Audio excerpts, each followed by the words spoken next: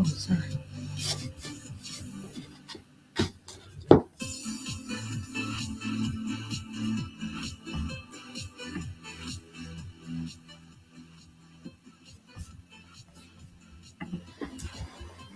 Hello, everyone. May the 4th be with you if you are a Star Wars fan. Thanks for your patience waiting for me. I have not been very good in terms of being on time, and I think it's probably becoming very late, especially for friends who are based in Europe. So that's why, too, I think I haven't been seeing a lot of folks lately, and I apologize. And I'm trying to also like do a lot of things right now, and that's my issue. But anyway, here I am, and today, May 4th, right? And May the 4th be with you. So let me know too on the chat if you are a fan of Star Wars. Although right now it's showing very few, which is okay, but I'm just kind of more curious too. I'm not really like huge fans of Star Wars, although I watch them. And my own brother is actually a huge fan. So I can certainly understand too. And in fact, if you look into my shirt today, I'm actually having the Star Wars shirt on too. And this one is actually interesting. As you can see, the characters too are not English. And because I'm originally from Hong Kong, and so I read and write Chinese too. So I grew up in Hong Kong, and Hong Kong, at the time it was all British place, so we got just as many things. It was here in the U.S. Except all the programs were translated into either you get a Chinese subtitle or you get dubbed right in Chinese, which is kind of funny because I actually grew up watching Star Trek. My dad, was a fan. So was my brother. My brother, is to this day into all of these science fiction, all of these things. Star Wars is one of his most favorite, and I guess if you are based in Europe too, I'm not sure if you're there. There's also a War of the Worlds, right? That is a bit, it's based on Orson Welles. Is that right? Orson Welles. Let me kind of search too. War of the Worlds, right? So that's a UK production, actually. War of the Worlds. And I have to say that, it's actually, well, okay, so the US, we made the movie too, but the thing is, though, the really classic, right? It was like, okay, let's take a look. 1953. So not that old, but it is very true. It was based on, it's attacked by Martians. And H.G. Wells, what am I talking about? So it's from H.G. Wells. So kind of one of those, I mean, at the time, I do have to say it's probably quite progressive. It was written up, right, in the late 1800s or early 1900s, right, H.G. Wells. I have to say that before all of this modernization, before the two world wars, or before all of the technology enabled world wars and everything, for someone to be able to conjure up, right, to think of all of these things that are, the Earth being attacked by Martians, and then there are different kind of scientific stuff. And I think, at that time, it's like more than 100 years ago, to be able to think up such thing at those times when nothing like that was around, and I think is certainly quite outstanding.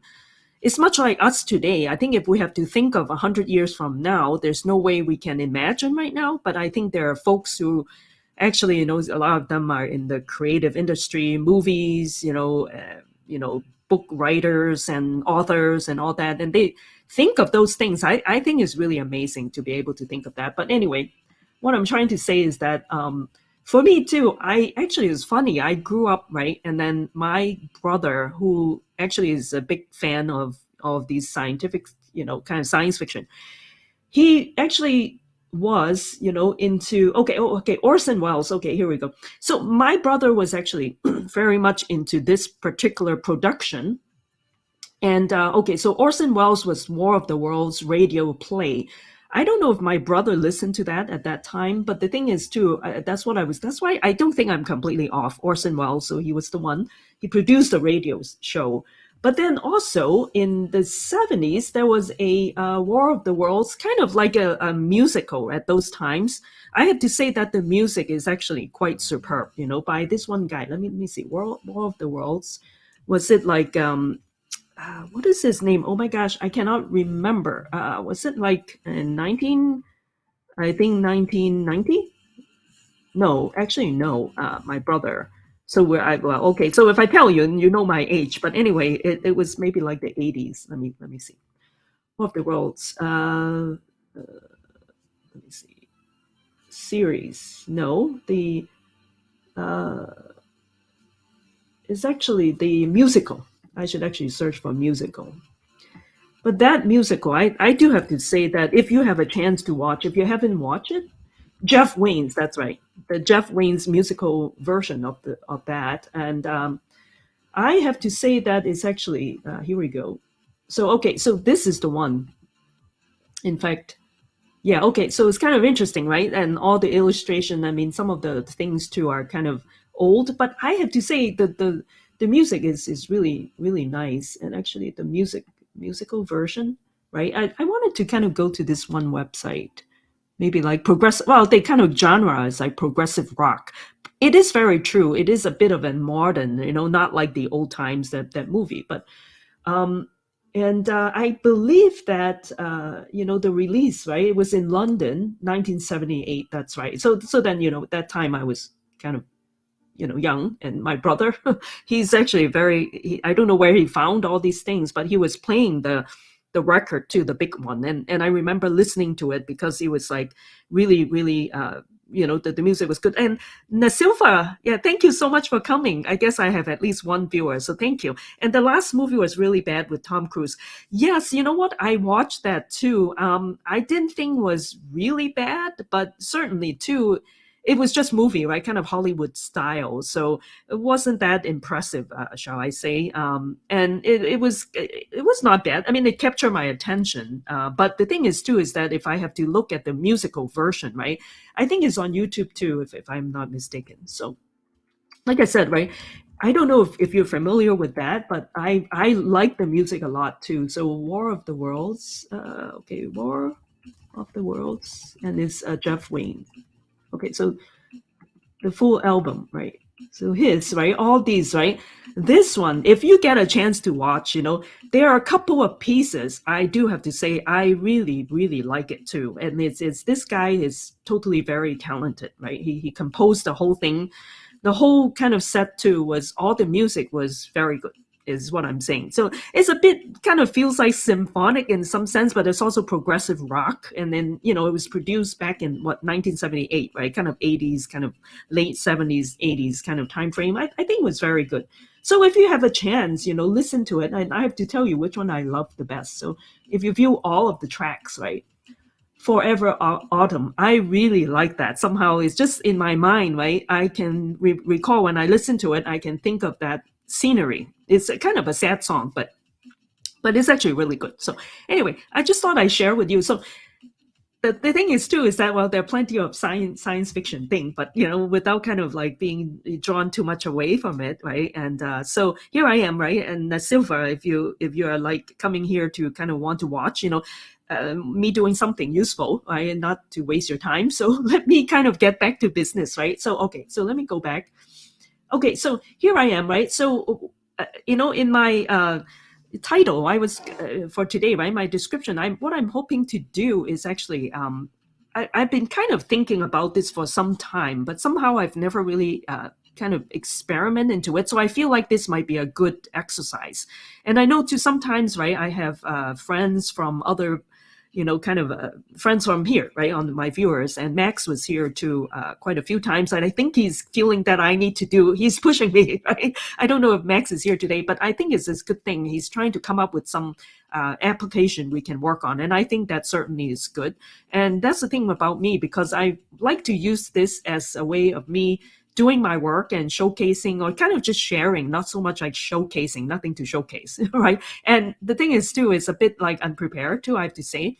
But maybe in some ways too, I just want to share with you maybe the thought process of how I kind of go about, maybe if I have to sit down and do some coding, right, exercise, that type of stuff. So I think it's to let me then start today. I keep telling myself, okay, just got to start today, because otherwise I've been doing a lot of presentations, little code snippets. They don't count because they aren't really there to build something more substantial, put it that way. So, so thank you for pushing me, Max, if you're there. So okay, so back to my doing this exercise today. What I'm thinking of, right, is that, if you go, right, if let's say, let's go over here. Actually, okay, let's go to something else. So let's go to GitHub.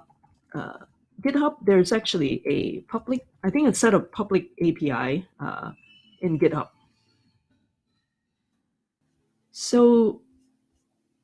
So it's pretty cool, right? So this is kind of like anybody, you can actually, kind of as an aggregation of all of the public APIs. And Nasilfa, yes, already knew your channel since IBM. Oh, just been on and off. Oh, okay. Thank you, Nasilfa. Really appreciate you being here. Yeah. At IBM too is slightly different, because my focus was all on Java, and then eventually working on the WebSphere team, which is the open source, open liberty, and also microprofile and Jakarta EE those. And so it's a bit more kind of from reactive and kind of getting more into those. So now I'm actually with DataStax, and I'm free to choose to experiment, but I like to, because it's work time, I like to also do some things that are related to what I'm doing now. And I feel strongly too about working on event-driven platforms such as Apache Pulsar. It's been kind of appealing to me because of it being a platform that you can do normal pops up messaging, right, and the broker and the logging and everything. But then you can also turn it into queuing too. So as you know, right, pops up relies on the broker for distribution of messages, and through the log messages kind of mechanism, right? So much like Kafka. The nice thing about Pulsar is that because of the different types of subscription that you can define, right? So subscription is what defines a consumer. That's kind of more like, I don't want to use the word bind, because there's no binding, but it's more like consumer interested in some topics, right? The topics, think of it like a channel. That's also being translated as channel, as my understanding. I wanted to kind of make it more understandable for everybody. So it's more like, okay, think of broker as like a post office, and the post office is there to do the work for you, to distribute the messages. So in order to be able to label all your different messages, you need to build up channels or topic, right? So topic are also like channels, some ways too, where it can narrow down the specific categories of the different messages. So anyway, so the channel part, and well, why did I get to this part? Okay, so it's a pops up. And then that's channel. And then also too, that's the thing, right? And it's something I probably didn't kind of highlight it a little more. And as such too, when we do pops up too, all of these messages are also being logged at the same time. Because as such, right, broker has the capability of doing message retention. For example, even MQTT, right? IoT messaging is also a pops up type of mechanism. So you can actually do different things, right? You have to do stuff like guarantee the delivery, last will messages, things like that, right? Because you get kind of fancy with it. But the idea is that you can actually do stateful, so you can retain the messages. So in order to be able to retain, especially in situations in which let's say, you are like processing millions, petabytes of data, let's say, being crazy. So you need to have some mechanism of storing them. So the storing part is what, Kafka itself also has, that logging, kind of distributed logging, right? You can have all these messages in, different servers too in the cluster that are serving. And so all of the topics too are being partitioned too in like being responsible by different brokers, right? All these things. So that's the part I wanted to point out, is that the PubSub also has this logging capability, and it manages all of these data. So Pulsar itself too that's the thing, is Pulsar doesn't do it himself. All of the logging is it's more like, well, Pulsar, I just want to focus on all of the compute part, dealing with the broker, right? So the broker is the ones that kind of like distribute all of your messages and managing them. But we are letting Bookkeeper, which is another Apache project called Bookkeeper. So as such, right, it's a bookie. It's kind of nicknamed Bookie. That Bookie is the ones that kind of manages all of these logging and basically to distribute among different brokers, different segments too. So that's how it manages. And so the good news about this is it is true. Then it means that you have the bookie also kind of managing things for you. But even though it can kind of complicate things, because every time you add another service, you're going to complicate your managing. Well, there's nothing you can do about it. However, the good news is that if let's say your messages, there's a lot coming in, there back pressure, all of these things, you need to spin up more brokers, more processors to process your cluster, all of these things, the nodes, all these things. Yeah, right. I kind of lump them together. Then it makes the rebalancing of all of these partitions easier, because then there's also built-in Pulsar mechanism to manage, in times of when they're growing, then they can manage all of these topics and redistribute all of the topics equally, however you want to do it. Doing leader election, right? These are like algorithms that you need to kind of figure out if you have duplicated messages and kind of replicated, right? Different places. You need to have only one to make the decision, right? Like a leader election. So all those things, Pulsar actually doesn't do a lot of some of these things, is kind of like managing, because Pulsar just want to have fun, like all the computing. So it's kind of relying on Zookeeper to help it with all of the managing the clusters, the task, the communication between different clusters and tasks and all these things. So anyway, so I just want to bring this up. I think, I kind of strongly believe it is a very good idea having a unified messaging system. But as such too, I realize that it may be a little bit ahead of the time. I don't think it's like too much ahead, but because right now too, as we know, we're dealing with so many applications such as machine learning, self-driven cars, all of these, you're constantly sending messages. There's IoT messaging that are flowing through a server, all these things. So that's why it gave me an idea. I was thinking, okay, so there are like cases in which we have APIs that are, you go over here, right? Let's go over here. So let me kind of expand it a little bit. So public API. So if you go to here, right? So this is something that actually one of our program managers here to kind of pointing out, this is a nice set of let's see, public API. So just sharing. So let's say, right, you can take a look too to see what they have. Public APIs is collection list of free APIs for use in software and web development. I wouldn't call it all free actually, because interestingly, right, you take a look into all of the index, right? So you can be, searching for like publicly available APIs that are, about animals, about enemies, animations, right? So, okay, all these things, if you're art design, blockchain or business, can also have, if you kind of scroll down, cryptocurrency, all of these things. Some servers are constantly publishing certain kind of information, right? For foreign exchange, currency exchange might be a good one to have, right? So if you kind of click on it, you can kind of take a look if you want to see the different currencies are being published. They are being published at, all times of the day too, around the world and everything. So that might be something good, right? And you can, let's say, right? Let's take a look at Frankfurter. That might be something that's, kind of be used quite frequently, right? In Europe, I believe Frankfurter is kind of like a bank that's, is basically you can get quotes, about euros, the exchange rate and everything. So this is kind of like a very interesting, useful set of data that you may want. Maybe some of you are working with foreign exchange, all these things. So that type of stuff. So Now, if you kind of go through them, right, there are different banks and stuff. So that's very nice. Whoever put this kind of aggregate this list together is really nice. You can kind of take a look. And I also have to say too, like things like, for example, like I was looking at something that was kind of funny too. It was like about beer. So there's like food, right? Okay, go back into here.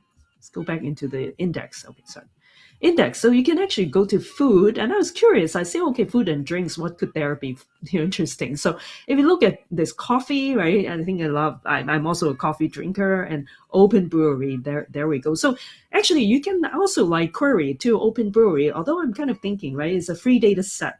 An API with public information on breweries. Okay, let me kind of expand it a little bit on breweries, cideries, pubs, and bottle shops. So that is quite interesting. You can query it, right, to see maybe like the kind of let's see documentation, a list of breweries. So and that type of stuff. So you can actually make example output. So we can let's try something over here. I think I should be able to try to. So it looks like that this particular API is only for the US, but I think it's just for illustration purpose, right? We can take a look. How about that? And over here, list of breweries and get brewery. Let's do a get brewery. Uh, wait. I thought it already has a swagger or something to use. I guess not. Example. Oh, it's just giving you the output. It doesn't actually have the projects. Okay. Oh, okay. Java API. I just wonder if they have like a swagger thing for us to try it out. I guess not. Okay, there's also GraphQL server too. So yeah, if you're .NET, Python, Swift, all of these, and you can actually help and add your languages to another client too, if you have a project, right? But anyway, data sets. Okay, well, actually, take a look too. There's some data set just to curious, just to see, right? So this is a data set for the Open Brewery, and basically, too, it looks like data. Okay, data. Okay, I'm just kind of wondering too what they have, right? Oh, actually, it's not just the U.S. It appears that they're also in England, France, Ireland, Scotland, South Korea too. So let's see, in here, let's say I live in Illinois. 7 months ago is a little bit chore. What does it mean? Ah, okay. So it's not all up to date, but it's kind of like since October 2021. But that's not too bad. So all of the breweries are being listed, right? All the in my state, in my home state in Chicago. So I can actually take a look at a list of all of the breweries too. So you can actually make calls to get these, and they have websites and everything. So, but I bet this is kind of fun to do. But I wonder if there are some data that we might want to kind of perhaps have some mechanism if they are constantly publishing data, that there's some way of us having a constantly, well, I shouldn't say is connected. I mean, by as such, it's not all connected, but we can do a program in which we can go out and maybe every 5 seconds and be there to receive any messages. Or in other words, can we actually subscribe, right, to, let's say, a publicly published topic that will be publishing the data that we can be subscribing to, and so when it comes, we'll receive it. So that's the part I'm not sure if there's something like that out there. I was actually trying to search. Okay, let me kind of go back in here. Let's take a look at all of these API. Okay, let's kind of go back. Okay, here we go back. So let's say, right, what would be interesting? Actually, there's also we're kind of talking about how about games, right? Not sure if you guys play any games or something, but what would be good, right, to to kind of get any kind of data that can be like streaming, right? Would we be able to? I'm actually not sure if there are actually ongoing games that people are playing. Maybe we can kind of like get basically to having a simple program, let's say, to just query and get the data, and then maybe then we get the data, and then we basically have our client as a publishing broker, a publishing client that published to our broker, kind of like that. So in other words, maybe okay, here we go. I was actually, let me put it that way, I was trying to search, right? So my search is, what I want to say is publicly available. Oops. let me kind of increase the fonts in here. Publicly available API for streaming data. So I was trying to search for something like that, and I just don't seem to be able to found it. So let's say right over here, RudderStack event stream, open source and free to use. Okay, well let's take a look. And then that's the whole purpose. I just want to take a look, right? It almost seems like to me, if companies are publishing public API to fetch certain types of data, then they ought to also have capability or API where we can act as subscriber to subscribe to their feed and then get this continuously available data. So that's what I'm trying to do. Okay, so but the idea is that let me also try to figure out what data I want, right? Maybe just pick something very simple and let's see if it's possible. But let's take a look at this RudderStack. I've never heard about them. Let's take a look. Let's see what this guy is. Sometimes too, there are a lot of what you call, like, let me accept that, startup company too. So I think they are doing a lot of interesting things. So let's see, this one, they're built for engineers. Well, that's interesting because they kind of percolate into the top of my Google search. So they must be doing something interesting. So they kind of appear first in the list. So they are data science. So they help data engineers and data scientists, right, in their past jobs understand their challenges and pain points and building the best product for them. So they are like, okay, bi-directional pipelines for the data stacks. So let's take a look.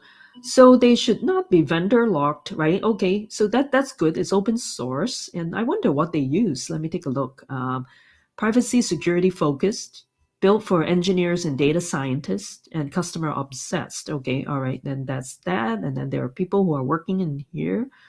I wonder where they're located. I bet this must be San Francisco. It looks kind of feel like a San Francisco cover. Well, anyway, they do have a point that's actually in San Francisco. So I wouldn't be surprised, right? It's kind of more Silicon Valley type of feel to it. So let's take a look.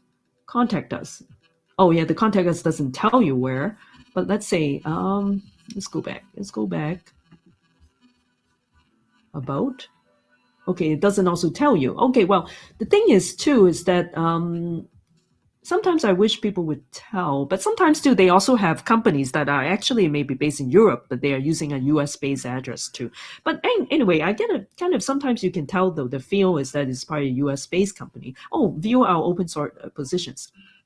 Then you can tell, oh, these are all like remote US or remote Greece, remote Canada, India. So I guess it's probably everywhere, all offices. Okay, so the Canada, okay, US, USA. So all of these US are just remote. Yeah, it's just like my company. Most of us are remote too. Oh, over here, let's see. There's product manager in Austin, Texas. You see, there's also product manager in San Francisco. So I bet they are mostly Texas, Austin, Texas, or San Francisco. Okay, anyway, don't mean to be digressing, but let's take a look. I'm kind of curious too, right? So resource, right? So let's learn about what they can do. What's kind of capability?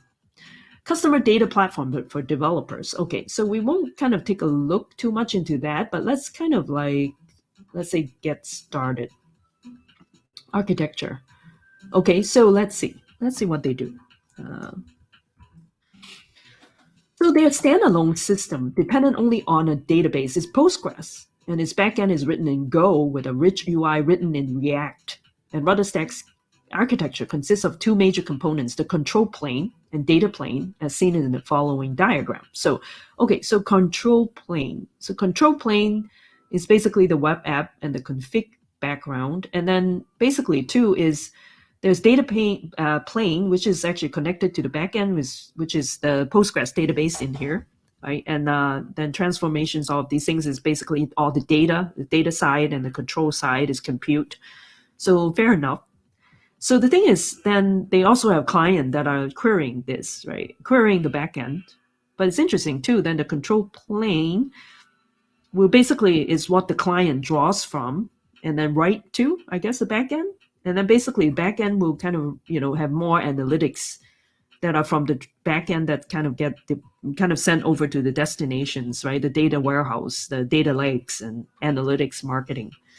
So that's what they do. But see, the thing is, I'm kind of curious, wanting to see, do they do they have any public API, right? What are the nature of the public API? Like I said, okay, Rudderstack API. Let's take a look and see what they have. API specification. E-commerce events. Okay, all right. The event specification.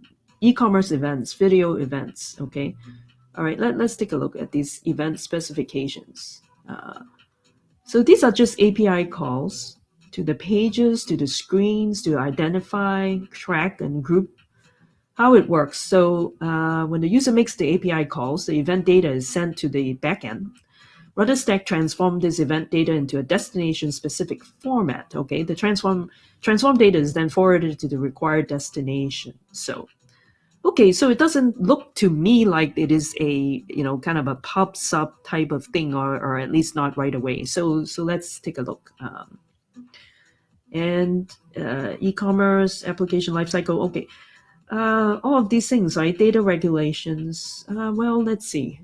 Let me kind of take a look at this too. I shouldn't be looking at this for too long, but just kind of curious. I'm just, like I said, curious to see when people said they're publicly facing, are they really public? Is it like RESTful API endpoints, or can it be a topic that is actually listening, right? So the topic can actually be just there, be exposed to the outside. I think that's what I'm trying to find out. Is it possible to explain an endpoint that's actually a topic that's actually where we can subscribe to? So in other words, can I write a subscription client and query publicly available topics? So that's what I'm trying to do. But the thing is too, is that, well, I can kind of give this a try, is basically do a topic. But how about this? We fetch some interesting. So how do I get data, right? So let me then maybe look through this list. Right now though, it doesn't appear like I know what this thing is doing. It looks as though it's just a tooling. It's not like fetching any kind of specific data for me. So it's more like a tool you can kind of connect to whatever database you want. So, all right, so this doesn't help me. So let me kind of close that. And okay, close that. Okay, let me go back in here and kind of look. How about then look for a let's look at a Fortnite. I think folks are very interested in Fortnite. I don't play that. Do anybody play that? Or maybe Nasilva, do you do that? That would that be a good kind of like an example data server where we can kind of get data from, and would it make sense, right? Is what I'm wondering. So, okay, there are Halo 5 and Halo Wars. Now, like I said, I don't play it, but no, you know what? Because today is the 4th, so let's see if there's any Star Wars thing. Okay, let me see. Star Wars, let me see. Pokemon, a lot of Pokemon things. Raider, okay. I don't think there's any Star Wars Space Traders. Steam, superheroes, but there isn't any Toronto dump. That is weird. Okay, that doesn't seem like something like streaming. But what I wanted to know, if there's any game server that's collecting data from the different connected gamers, and then I can try to find out information. How about that? Let's do something like that. Let's see. Wait, Minecraft. What is good? Jokes of the day. How about that? Oh, jokes of the day. I think I remember my friend here, right? App Boy was doing the dad's joke. I wonder if that's the one that actually he queried from. API.jokes.1. That might be the one, I think. Something similar to it. So we can kind of do a joke thing too. And then, well, although what I wanted to do is to see that particular topic will be receiving data. So then I am going to connect to that and get the data, and then maybe in turn publish it to a topic. Okay, how about that? So, but I do want to kind of do something more exciting in which I know I would be getting data kind of constantly, the changes too. So, okay, so some of these, right, these are like all these are all just RESTful API, it appears. What is it, Halo? Let me kind of go back, right?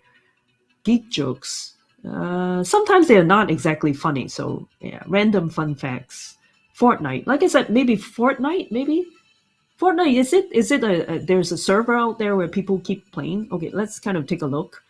We provide the APIs an easy way. Okay, let me kind of make it a little bigger. Maybe that's what we can work on.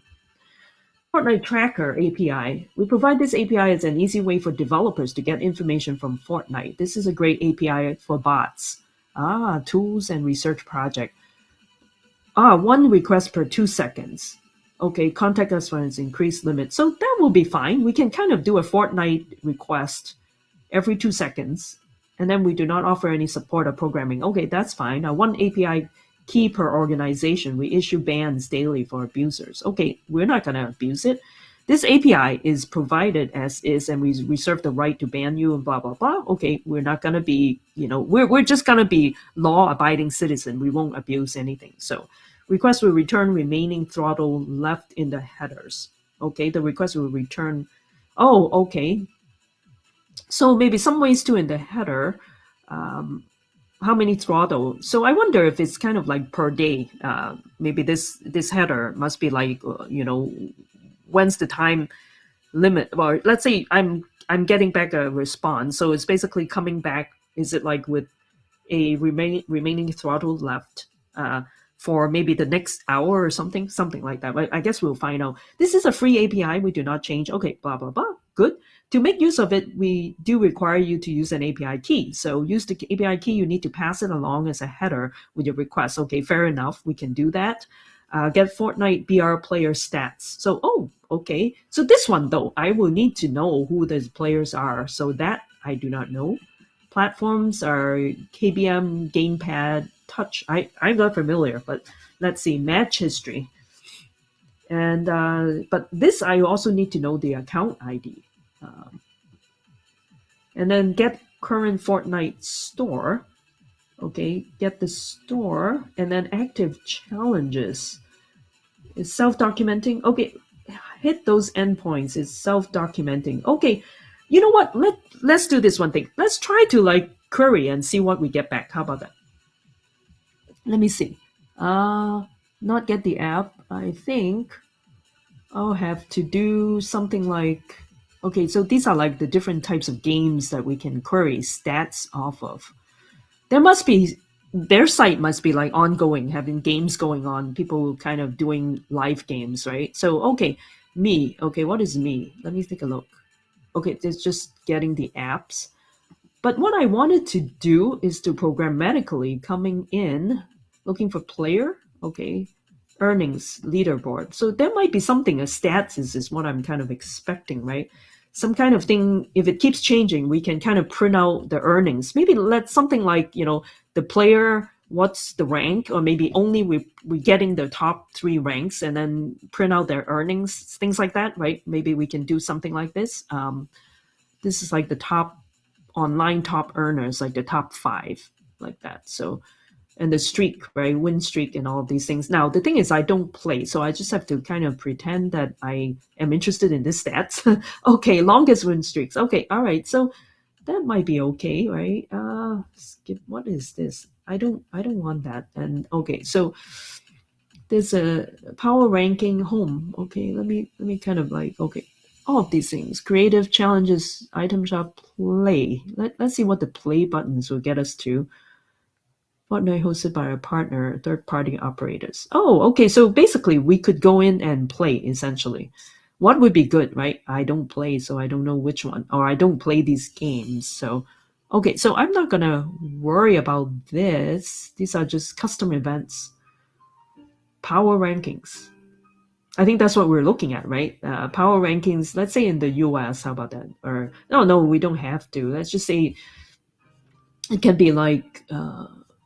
somewhere. Okay, but anyway, let me go back to the API. That's what I was going to do, right? Go back to the API and then make a call, see what happens. And then what we'll do is just do a simple program that would go and query the data and then collect the data. And how about that? Then publish it on the topic. How about that? That's what we're going to do. Okay. And where is my API? I'll go back here. Home. Maybe I have to go down here. Over here. Okay, these are just tracker network, but isn't there a an API link. Challenges. Creatives. Okay, here. Support. Maybe? No, not support. Okay, I think I just need to like go back. Let me kind of go back to that API. Okay, here we go. No, here we go. All right, so Fortnite Tracker API documentation. Okay, and now what I'll do is I'll get a key. So manage. Oh, so I do need to sign in. Okay, so uh I will need to sign up. Okay, so okay, all right. So let me okay, good. So okay, I'll sign up for let's say Mary G. Something like that. GRY something. Okay. I do need to use suggested password. Okay. Mary Green. Okay. Okay. And I will actually not be showing you that because I don't want you to know about my thing. So, okay, I'm just going to like exit for 1 minute. So,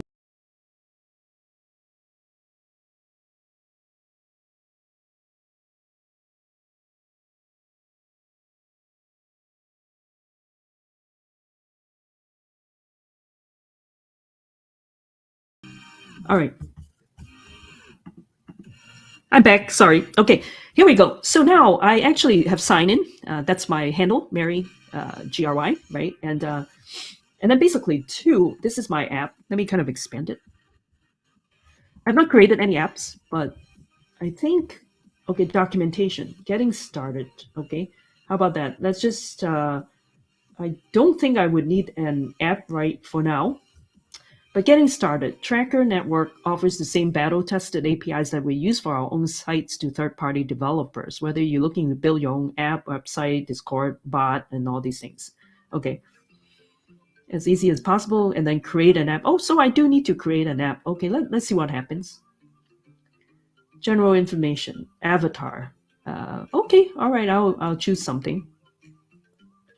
All right, avatar. What would be good, right?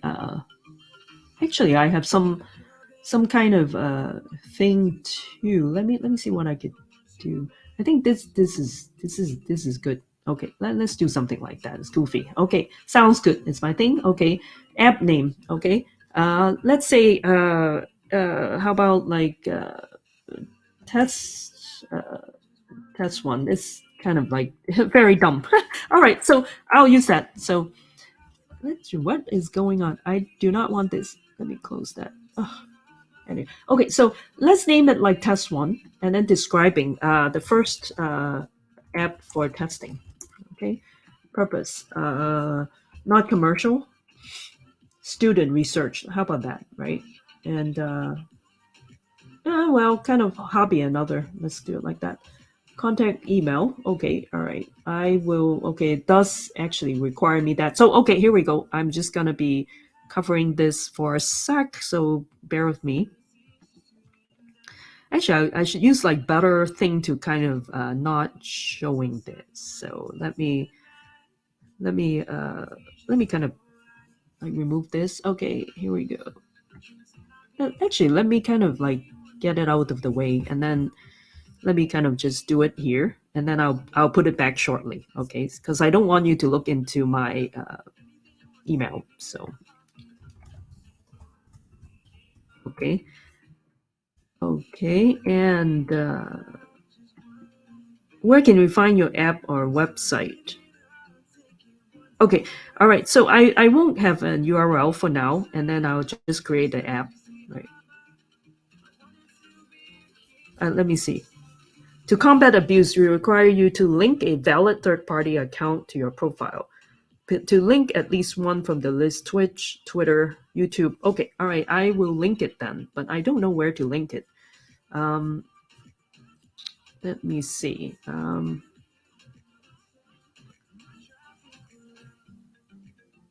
And how do I link it? Right? It says I need to link my. I gave it already my formal email.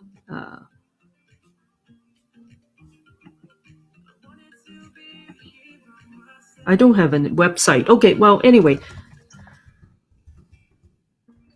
Okay, I'll give them my. Let me see if it takes my Twitch. No, I don't know if it will, but let's take a look. Well, anyway, now it wouldn't let me. Uh, okay, for some reason it doesn't. My apps. Oh, okay. I haven't created any apps. Okay, so for some reason it tells me to link my, link my like this, some kind of media account like Twitter or Twitch and all these, and I'm trying to do it, but I actually cannot do it. So let me do it again. Let me do it one more time.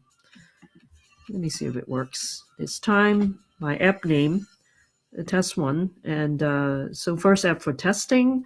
The purpose is just for hobby and other thing, and then my personal email address, and then app and site URL. Okay, I don't have an. Where can you find my app or website? So here I am. I'm giving them my Twitch account. Going to create. It wouldn't let me. So to combat, well, folks, do you know, or something like this, right? And it doesn't seem like I could. Like I said, I'm so sorry I cannot be sharing with you. Well, anyway, let me kind of come back to here, and I'm apology for kind of like hiding, because I'm trying to do that and basically create an app. So okay, cannot create app from the website. Somebody actually did ask. So let's see. Reproduction, go to that and fill in the required fields, clicking create app. The site puts me back at the My Apps dashboard, but the one I've just tried to create doesn't show up. You haven't, yeah, I think that's exactly what I'm looking at. And it says browser window, okay, blah, blah, blah, all these. And oh, no wonder. It says if my account is fairly new, pretty new, then you need to wait a few days before creating an app. Okay, there we go. Shoot, that means I cannot create an account there. Okay, all right, then let's not worry about it right now. How about that? So let's wait. Maybe next week I can try the fortnight. But for now, let's do that again. Public API, for, like I said, right? I gave you that link, so you can go back to public API GitHub. Okay, let's kind of go back there. And search for something else. Hey, how about this? Let's do something like weather.com, right? Weather will be a good thing to have, because weather too, we know it's supposed to keep measuring a city or something, and will keep changing. So let's go to weather. I should have thought of it. Okay, weather. Let's go to weather.com. Okay, how about that? And weather.com, where is it? Weather.com. I thought they have it. By the way, too, weather.com is part of IBM now. So I'm familiar with that unit, right? Operating unit within IBM too. So that's why I thought weather.com might be good. I mean, they are pretty nice. I mean, all the setups too. Well, apparently I cannot find it. I'm not sure why. So, okay, so not an issue. There are other weather servers that we can fetch data from. I think what might be good if we look into here, US Weather, National Weather Service. Well, anyway, let's see. I think this one says, maybe use something without even like a need for authorization. There's no secure. So I think in some ways too, it's probably, it's very harmless data, so to speak, right? If people kind of abuse it, they get a lot. Maybe the source too, they don't care. So let's pick something that's easy enough. We don't need to use API key. That probably is better, I think. I mean, in terms of ease of use for now. Okay, so how about whatever 7-timer? I guess I don't even know what that is. And let's take a look.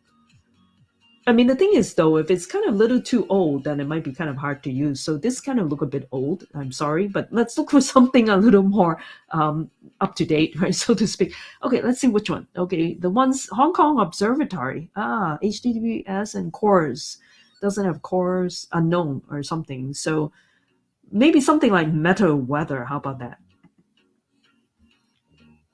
Okay, but this does seem like it is pretty kind of simplistic, right? Minimalistic. So that that might work too, actually, for just like a quick thing, right? I mean, we don't care about accuracy. The idea is that we care about is to be able to fetch the data. So let's do that. And metadata provides an API that delivers JSON over HTTPS for access to our data. Okay, so that's fair enough. Let's say we will get the data from here, and then I will take the data and publish it to a topic. Okay, and then from there, I will expose this topic as a publicly available from the Astra DB, right? My data stacks, we have an Astra DB is the as Cassandra managed cloud, right? I can actually try to do that too, but I'll use a topic for publishing the data. How about that? Okay, I think it's starting to take shape. Okay, so weather states, right? So these are the different states, so that they give you like all of the indicator and abbreviation of what the state of the weather is, the icon. Cool, that's good. It seems like this might be a good site to use anyway. Gives you icons too. Well, as long as things work, right? Okay, so here we go. Location. You do need to give location, location search, and then location. Okay, so what we'll do is let's do something a bit more fixed right now. So no need for kind of guessing or dynamic. Let's do something kind of more static. Let's put it that way. Okay. All right. So something like this. Oh, good. They give you example too. So okay. Well, let's say, right, I'm in Chicago. I'll be interested to find out. So example is this. So location type, right? So let's do a location search. Now, wait. So I can either, oh, I see. So the location is basically you have to know, you have to, excuse me, to know ahead of time the code that's representing the city or the latitude and the longitude of your place. So I wonder if there's actually give me a whole list right back, and that might, I know sometimes we do this kind of like select all is going to create some kind of bottleneck for returning to main things. But let's see. I was kind of expecting it a little bit, more, what you call it, more kind of all inclusive, so to speak, right? Okay, so let's do this. I mean, I think this is a good site, metadata, meta weather. So let's do this one thing. Let's do a query. Let's just do San as far as San Francisco. Let's see what happens. Okay, cool. So here we go. We get back title JSON.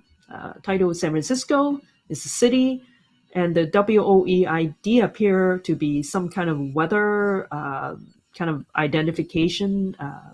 Kind of kind of a maybe city or target location, right? Some kind of ID, latitude, longitude, and then again, right, there's San Diego. Oh, okay, so this actually appears to be just a test server. That's not, there are not that many, or oh, I see. Oh, what am I talking about? This is actually selecting based on what you give it. So in other words, I can search for chi, right? Okay, so here we go. If we kind of search for this, and then the location search is actually chi. Let's just do CHI. Okay, CHI, we get back Chicago. We also get back Karachi and Ho Chi Minh City, and then also Wichita. So they do have kind of like a limited set of data. But let's say if I don't give anything, would that give me back anything? Okay, so it wouldn't let me. So basically, is query. That's actually directly the thing. So I could actually say ch and see what comes back. So if I do ch, there's more. Manchester, Chicago, Munich, Karachi, Charlotte. Okay, well, this will work. Okay, so very cool. Then let's use this. Let's kind of go back there. Okay, so we will use this and do searches, and then that will return us the city and all of these things and the longitude, latitude. Okay, and based on that, then we will where on earth? WOA is where on earth. That's what it is. So okay, cool. So this is very cool. And basically, two, we are supposed to have to query where on earth using this, and then we'll get back a whole response fields that includes, the title of the city, location type, whether it's a city or region or province, country, all of these things, latitude, the time, sunrise, sunset, and all of these things. So that's pretty cool.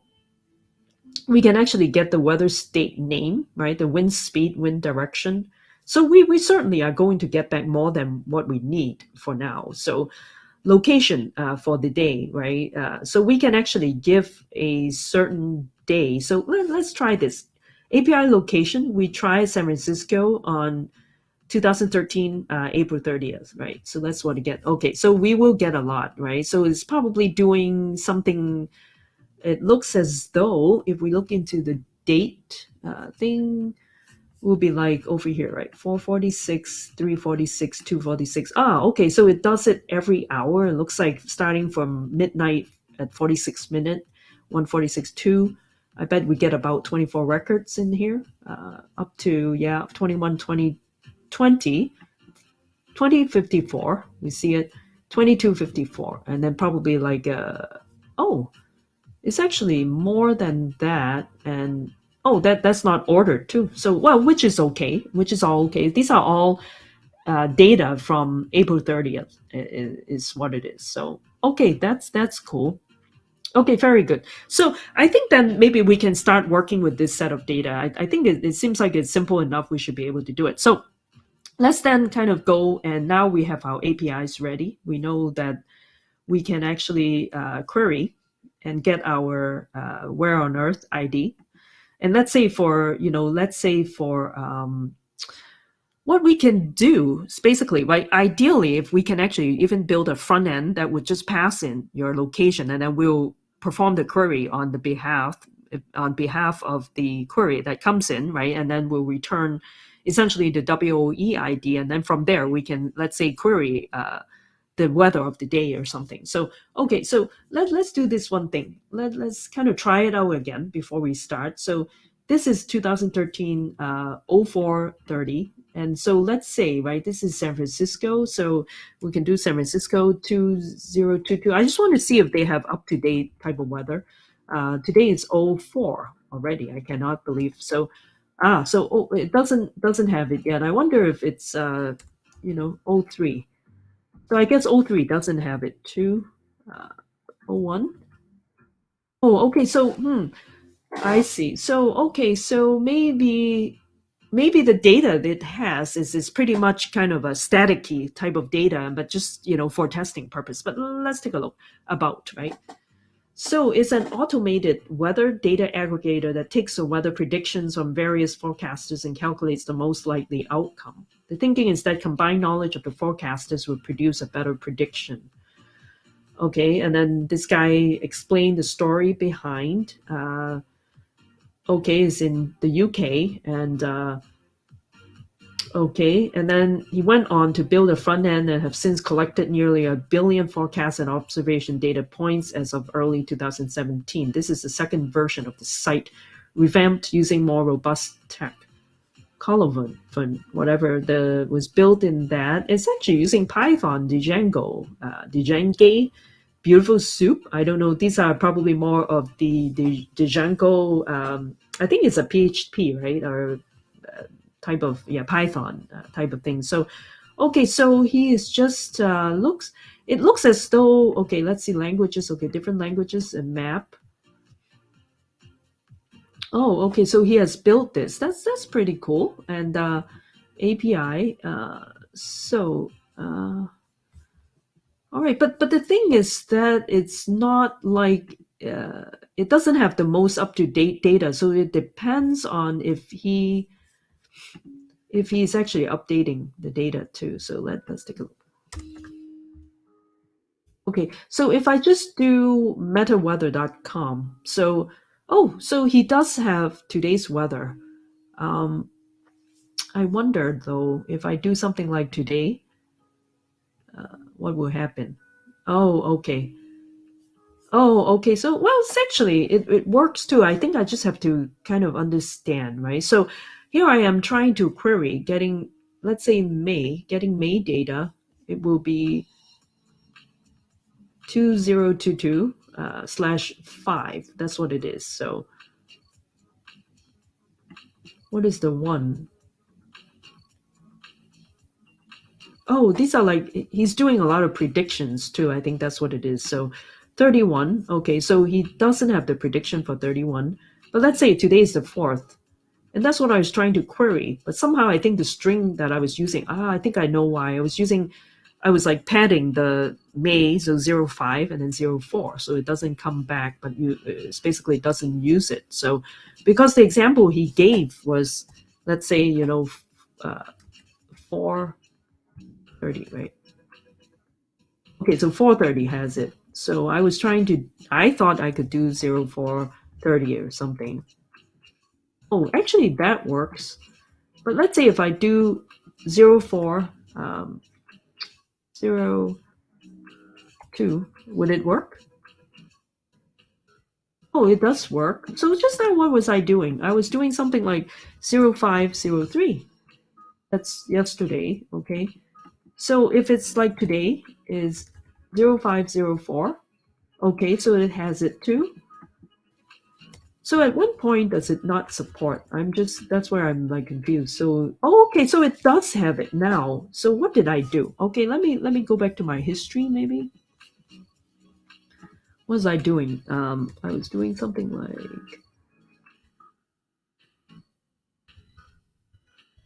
oh yeah, because I was searching San Francisco, right? San Francisco is this. I was doing like 2379574 for over. Okay, so it is okay. So what did I not do right? Okay, in any event, let's go back. So this appears to be working, but let's also properly get the where on earth ID. That seems to be the key, right? Okay, where on earth ID.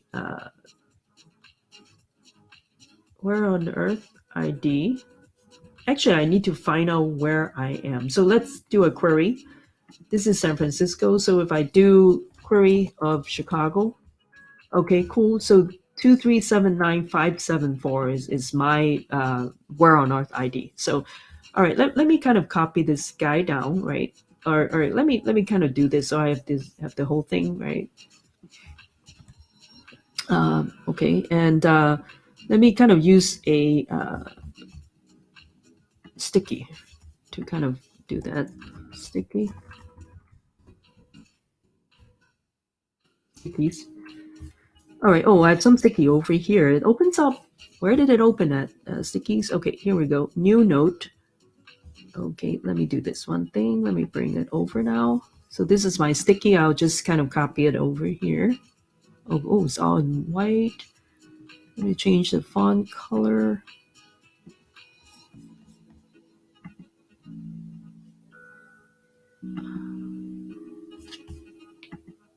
Okay, well, we can see it, right? Okay, well, I want to have something a little bit darker. I guess. Okay, well, that's fine too. I think the way it's doing like bold. Let's do a different font color because it's hard to see. So it's bigger. Okay, and then show colors. Okay, so it's over here. So I'll just kind of make it more like a red or something. Okay, that's better.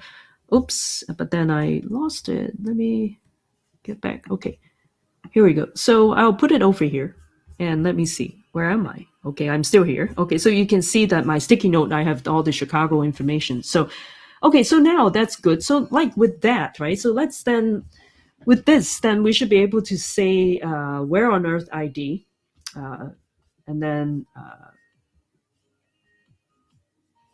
this guy, it's actually where on earth ID and then a date, right? So that's what we should be doing. API location. The location is 27. What is it now? 2379574. 237. Oh, I should have remembered. 574. 74. And actually, let's do that first. Okay, so this will kind of give back all of the location data. So this one will just basically is Chicago, and and it just gives you a range of all of the data, I guess.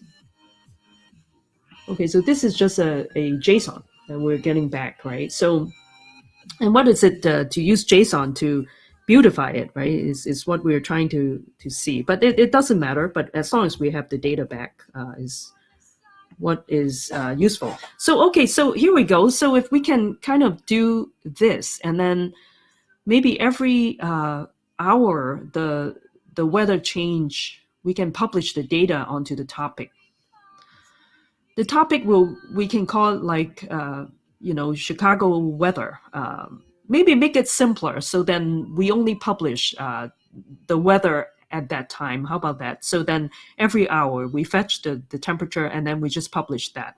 So what we'll be getting back is like a string, even just a string or just an integer. That's the temperature for that time.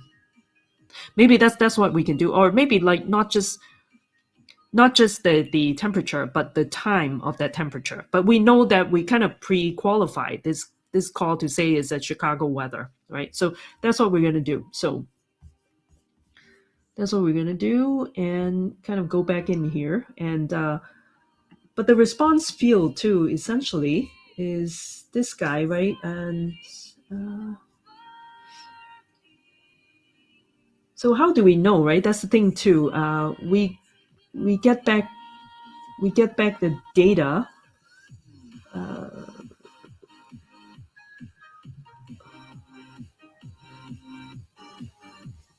Okay, I'm just trying to think too as I'm kind of like doing this. So basically, let's say get today's state. We will do something like get today's state, and then let's see what will come back, right? So we know that this is I gotta like have this memorized out. So let's do something like this: is 2379574. Again, oops, 2379574. Okay. Oh, location, right? We need to say location. Okay, so this is Chicago, and then basically too, we can do something like 2022, and then okay, so this is from yesterday. These are yesterday's weather. We get a whole bunch of stuff. It looks as though is like every hour, and then we can also do today. So this is what we have so far for today. But these are like, including the forecast too, is what it is. So, okay, so some of them are forecasts, and I'm not sure if this is like real time data or is it just the forecast, right? And that's the thing. I think it might be just the forecast, and it's not exactly the exact one too. But how can we tell, right? That's the thing too. Is it already the real one? Does it actually have it in the back end that updates the actual kind of measurement rather than a predictive kind of value, right? So that's the thing too. So I need to kind of try to figure this one out. So um, but let's see. Okay, so but in any event, let's take that API and then write the code. Okay, and let's do this one thing. Okay, so this one I will fold it in, and then this one too. What I wanted to do now is let's do it not using any IDE because I find it a little bit easier. So let me get my Emacs. Where is my Emacs? Let me kind of Emacs. Okay, here we go. Okay, here we go. Here I am coming over here. Okay, there we go. Okay, so that's my data on the left side, and this is my Emacs. And let me increase my font. Okay, what is this? Okay, oh, this is just something else. By the way, I actually did a e-commerce workshop this morning too, and I was actually almost like tempted to think that, well, let me kind of step through the workshop with you. But then I was thinking, because I want to also do this part, so I kind of switched to doing this rather than the workshop. So anyway, that other thing is just a key that we generate for our example token. So that's what it is. But that reminded me, I need to do that with you too at some point if you're interested. So for now, let's do this one thing. Twitch, I have a folder called Twitch. Hold on, and let me see. I will call this code, and Okay, let me do this. One thing is a and let's call this like a weather forecast or something. Actually, let's call this meta weather. This is the one. Okay. So basically, too, I can just actually do this one thing.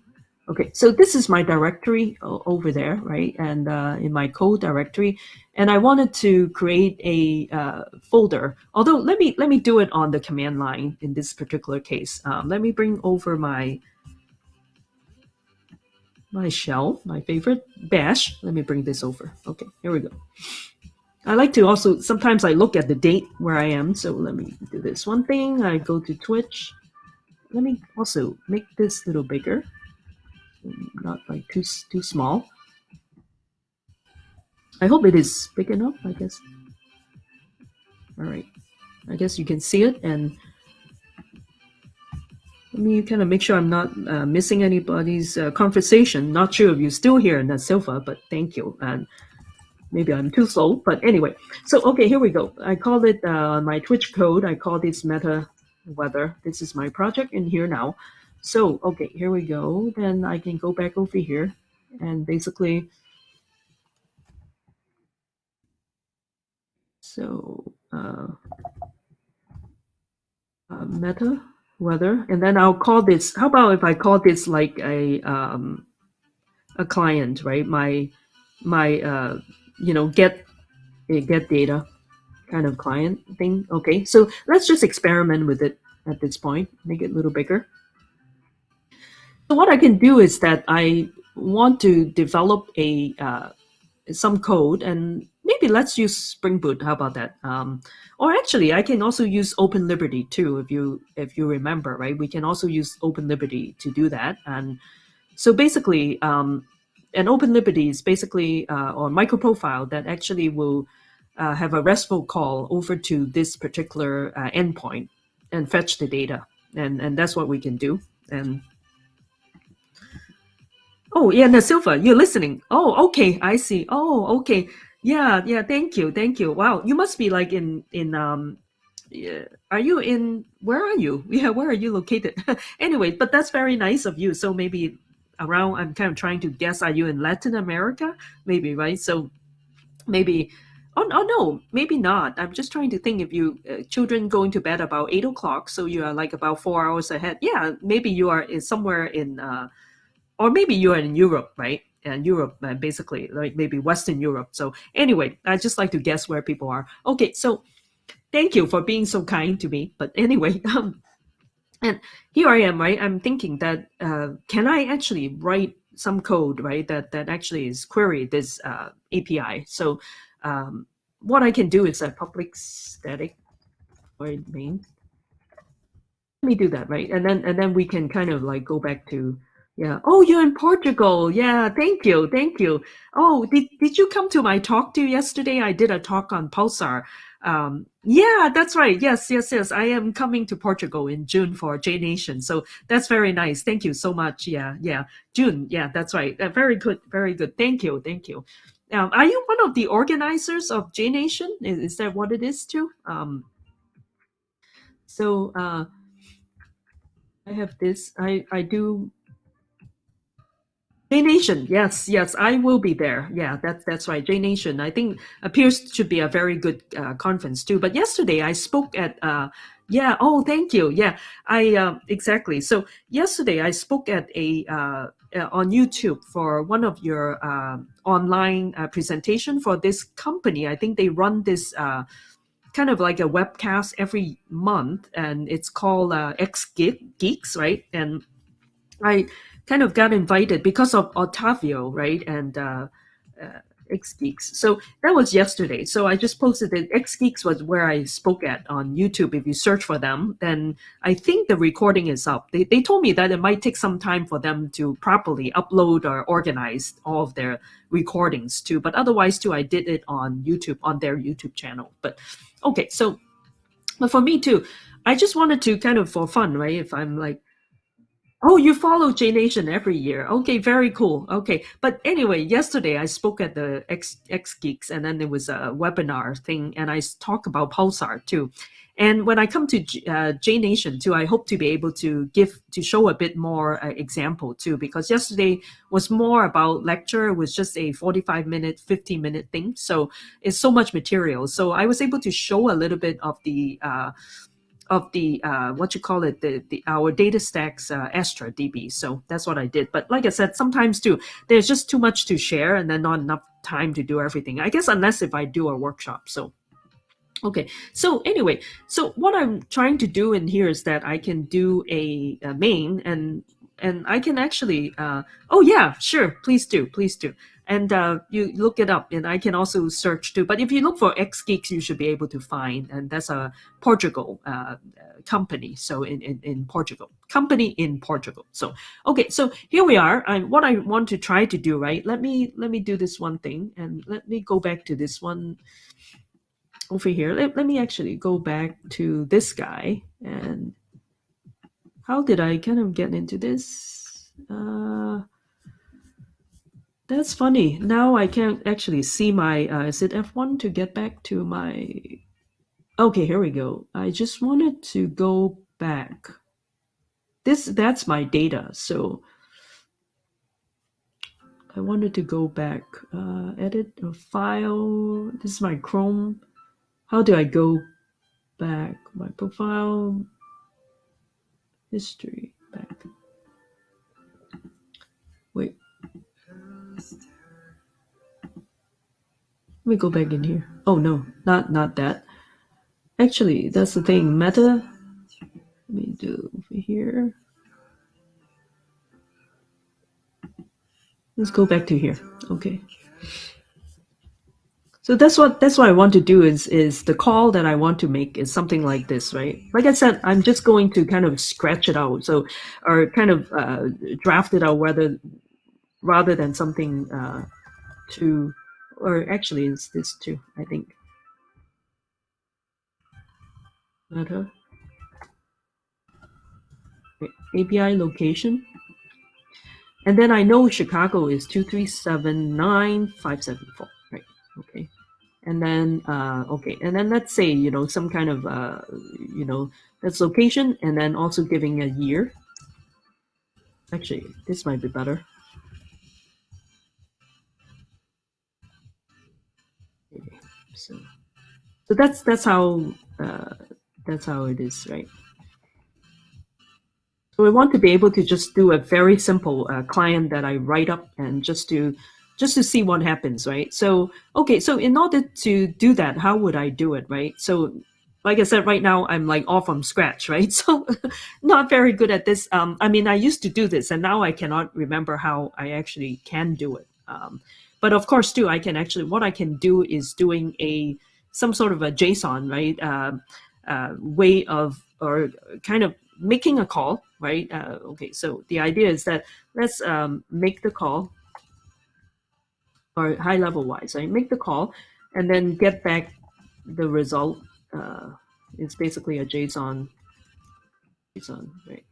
It's in JSON. So the call is this guy.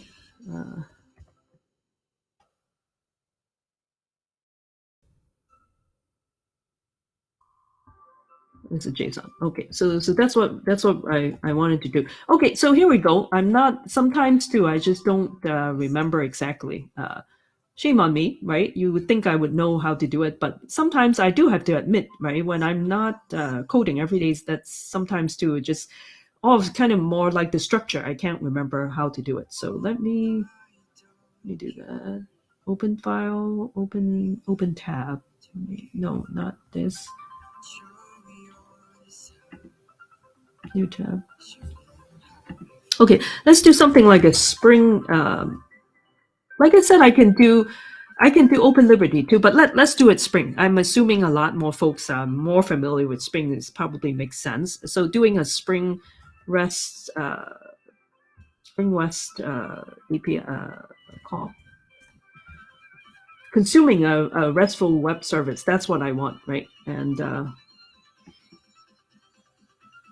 So consuming a RESTful web services is what I'll do. Okay. We'll build an application that uses Spring's REST template to retrieve a random Spring Boot quotation. It's this. Okay, well, we will just replace that with that, and about 15 minutes, right? A favorite text editor. All right, let's do that. And we can import the code straight into our IDE too. It looks like we can do that too. But let's kind of start from scratch, starting with Spring Initializer. So the Spring Initializer, go to start.spring.io, and then we can choose, so that's right, and then generate. Okay, so that's what we need. Okay, so let's the Spring Initializer. Let's just use Maven, just because I'm assuming most folks are more familiar with Maven, right? So let's use, over here is basically recommending 267. I guess we can try to use something newer too. How about like 3? I think, well, 267 is stable. Okay, so let's use that for now. And then the group, we can just do Twitch. I actually have my thing called MaryG.1, and that's fine. Okay, let's do that. Let's say like a Twitch example, or com dot, okay, let's say io dot mary dot twitch. Twitch.mary.io, right? Okay. Artifact is just a demo. Okay, let's do a demo, and then the name is a demo. Okay, let's just do the first one. The description is demo RESTful call for Spring Boot. Okay, a demo, and then iomary.twitch.demo is jar file. We want to do that. Actually, I have 17, so I'll use 17, and then the dependencies. I don't think we will need anything, do we? We might want to use, or we can add later too. So we can do this maybe like later. I think, yeah. So all of these things too, maybe no need to get those now. We can just use the default. Okay, then now we can generate. So now we get this this example. Okay, it's actually over here. And basically, too, it already has that structure in here. So what I'll do is I'll bring this into my... actually, that is true. Why don't I use, what you call it, use my IDE to do it, right? That might be better, too, actually. So the whole thing, what I'll do is I will copy this over to the to my metadata directory. So over here, right, I have actually was, okay, so here we go. I'm sorry, it just seems like I don't do it in, this is where I'll put it. So I'm not going to continue with the get data one, but we'll just plug it in here, right? So, okay, so actually that's the thing, right? Okay, so do that. And then basically to what I have downloaded now, okay, so download, this is what it is, and then I will call it meta weather. Okay, so now I have meta weather, that's what it gets generated, okay? And then what I can do now is, there are multiple ways of doing it. Let's say I can do a new, and then doing a project from existing source. And I open up work, Twitch, whoops. Now, actually, gotta go back. Let me do it again. I clicked a little too much, so let's say from source. Okay, this one is code. This guy, okay, here we go. And I will use Maven. Trust the project, new window.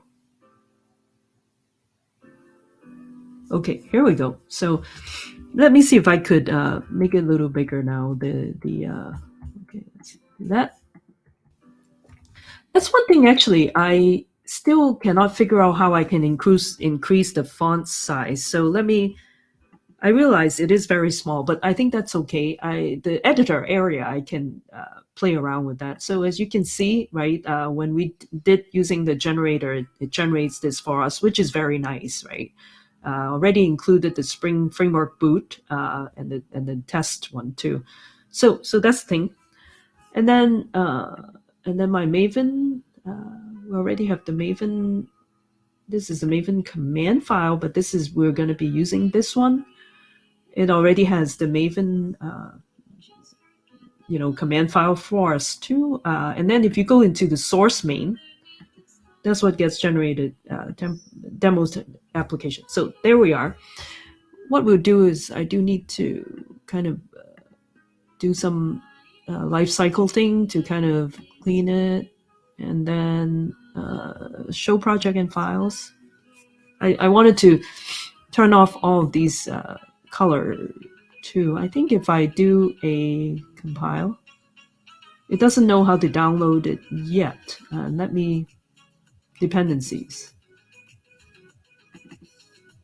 Okay, and plugins. Execute. I think if I compile, then it should be able to then download all of the resources. Actually, it doesn't do it yet. And why is it like that? Let me do that. Build. Let's just build it first. So just build a raw thing without changing anything. This should be building now. Okay, so now then this should be. Wait. Build. Okay, so it completed, but it didn't download all of my stuff that I would need them to be here. That's another thing why sometimes I don't use IDE, because I'm just so used to just, okay, run it on the command line. But I understand it probably is easier if I actually run it this way. So let me then do this. Build module. And that's what I did too. I think I thought when I did the build, it should start to load up. But it's interesting too. The build's actually running Ant. How ancient, right? Okay, then let's not do that, because my build configuration, I haven't updated it to running, what you call it, running Maven. So that's why. But the thing is too, now is complaining what? And find usages. Why is this complaining? And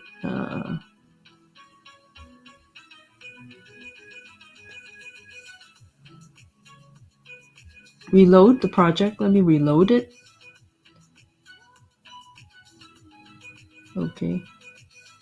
Okay, I think it says successful, but the thing is too, if I right click on my Maven, validate maybe? Okay, so validate is okay, but I want to have the IDE be updated too with all of the dependencies. So, Maven. Ignore, unlink, no. Create settings, create profile, download. Oh, here we go. Download sources. Maybe that one? Am I doing the right thing? Oh, maybe I'm not supposed to be downloading the sources, and that's what I'm trying to do, and don't need it. But I don't know why then it's not able to find 2.6.7. Okay, here we go. Not found. The boot starter parent 267 is not found. So I wonder if it's just execute this. Still not find it. Execute Maven Go.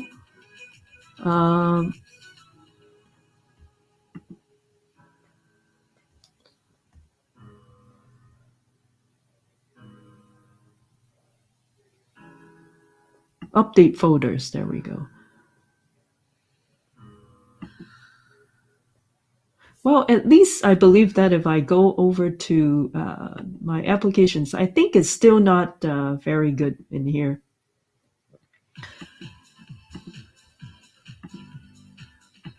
I'm not sure why it is all red.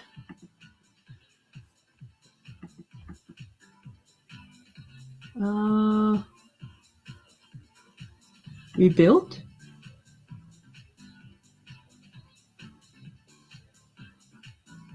Hmm.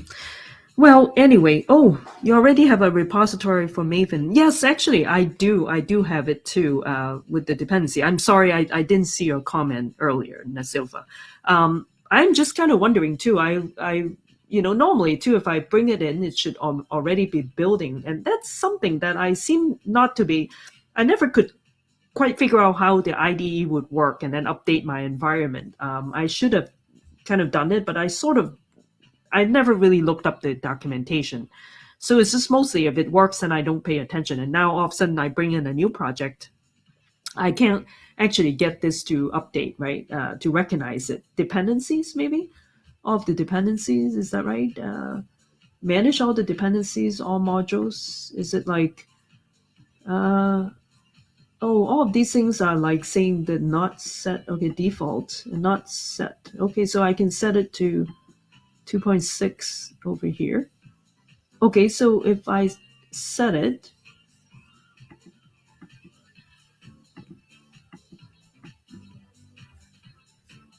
okay, so I set it already, and it's set it to 267 and all of these, and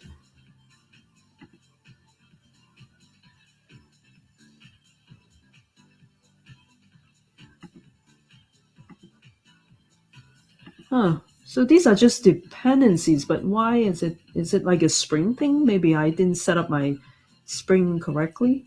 Beans.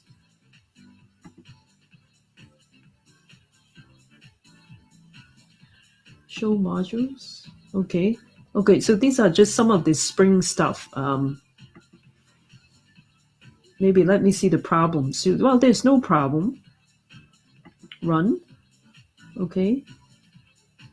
Run would run too, but it's just like I said, right? I always don't. I always wanted to kind of clear it so that my IDE is properly set up, and that's what I always seem to be having some issue.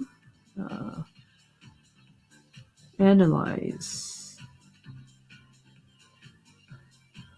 dependencies. Analyze dependencies. Whole project. How about that? Okay. Okay. So I think it's good now. It is able to. Actually, if you analyze it, all of the dependencies are okay. But like I said, I don't understand. Oh, is it here for here? Maybe this is the one I need to be clicking on. Well, anyway, it doesn't appear to be, hurting me when I rebuild it. It's only inside my, oh, refresh. So I need to refresh it? Okay, all right. Oh, that's the thing, right? Okay, so is it like reload? Is it the same as reload or refresh? View, refresh, code, generate. No, there isn't. Refactor, bold, run, tools, VCS, no, Windows. So it's basically some sort of reload is what you're talking about, right? I guess.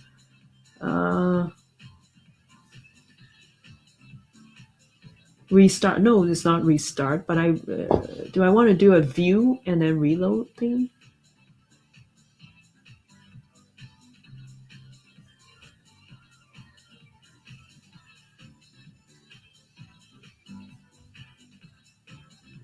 I can't seem to be able to find my reload. Oh my gosh. I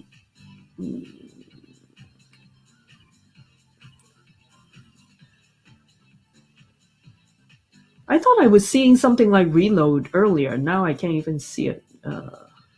I use it. I already clicked it. I did integration with the idea. Oh yeah, that's what I'm assuming too. But then I mean, I don't understand why, right? When I import a project, shouldn't it automatically be doing it? And it just doesn't seem to be doing it right now. And that's the thing, right? So maybe I just need to reload. But like I said, I thought I saw something reload, but now I cannot find it.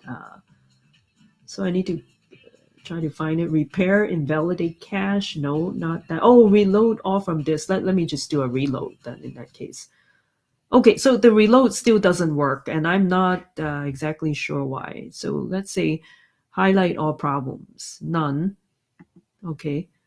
Okay, well, anyway, like I said, it's probably not like a big issue right now. But okay, let me not let me not kind of waste our time. And so let's just kind of quickly, right, just to see how it works. So, like I said, in my main, I start my application, and of course, too, I can go directly here and make calls, right? Yeah, that's what I thought, right? When I import, and that's what I did, right? Just so you know, I was just importing, doing a new, and then I was just saying that new, and then I do. Actually, I all I'm saying is not quite import. I just says project from existing sources. So that already has a Maven, pom.xml. So I thought, okay, import, and still doesn't clear things up. So maybe I look at it later. It doesn't appear to be hurting what I'm doing now. So I'll continue doing this. But in the meantime, what I wanted to do is to make some calls, right? I can just do it directly in here too. And so basically, okay, so here we go. So how would I kind of do one, right? So if I kind of go back in here, I already generate my skeleton. So all I need to do is basically making a call uh, to actually making the RESTful call. And why is it so? It shouldn't be that difficult, right? And so, okay, view, and let me history back. Okay. All right. So anyway, let's take a look too. Click dependencies. Oh, so maybe that's what it is. Dependencies is Spring Web. Oh, maybe when I did it, I didn't say Spring Web. So maybe that could be why, you think? Uh, oh, I see. So if my idea has the Spring Initializer integration, I can complete this process from my IDE. So I suppose then I can fork the project from GitHub and open it in your IDE or other editor too. So, well, I don't have to, but fetching a REST resource is what I'm trying to get to. But for now, maybe that's what I'm going to do. I'm going to integrate my IDE then with Spring Initializer in my IDE. Maybe that will fix the problem. So, yeah, that's why I have not changed the POM. And like you said, I need a refresh. What I did was the refresh. I don't know what exactly refresh. I cannot find a refresh button. But what I did was I did do a reload. I thought maybe a reload all file, right? There's a thing called reload all file. But that did not do it. And that's where I'm like, wait a minute, like I said, maybe I missed the part that I'm supposed to also, when I generate the code, I should have select like Spring Web too. So why do I do that? This doesn't seem like, well, I haven't done enough to kind of make this kind of worth my time. So let me close it again. Maybe that's what it was. I just thought I quickly generate it, and I'll close this project. Okay, so this is closed. Let me do it again. So based on this, right, it's saying that going to my initialize, generate to download a zip file, right? So going back to here, I basically didn't do dependencies and select Spring Web. So let's see if that might do that. So 267, okay, doing Maven project Java. And over here to the group, I can call it io.mary.twitch. Okay, this is my group, and then I do demo, and basically the meta weather query, restful call for Spring Boot. Okay, so package name is io.mary.twitch.demo, jar file, and I want 17. For now, I still have to download my 18, but I was actually waiting for Open JDK or the Adaptium too, but it didn't come yet. So I bet right now Java 18 probably is available now. So add dependencies is what I need. It basically says I need Spring Web. I don't think I need anything else. That's why I was like earlier was thinking I might need something else. And you know what? Let me do this one thing. REST repositories, the Hell Explorer too. Let me also do that. Let's do that. Okay, generate. Okay, that might actually do a better job, than what I did. So demo1.zip is what I have. So let me then try to go back to my code, and again open it, do a new, and then doing project from existing source. And actually, let me do this one thing. I will actually replace it. Let me go back in here, right? So the original one, meta weather. So I will just call it meta. Let me not get rid of it. Maybe I'll just kind of take a look just for the version 0, something like that. Okay, actually that's what I meant. Okay, version 0. Now I'm going to name it meta weather. So what I'll do is what I just downloaded, it should be in downloads, and then there's also should be a demo. Oh, okay, it didn't get unzipped yet, so that's cool. I thought, okay, here we go. Let me go back there first. Because the first time when I downloaded it, it already kind of generated for me, but I don't know. Okay, and I want to go to, so the demo. I actually don't like any spaces, but that's okay. Let me kind of like demo. No, isn't it here? Or is it like 2 space? No, 1 space. And oh, did I double?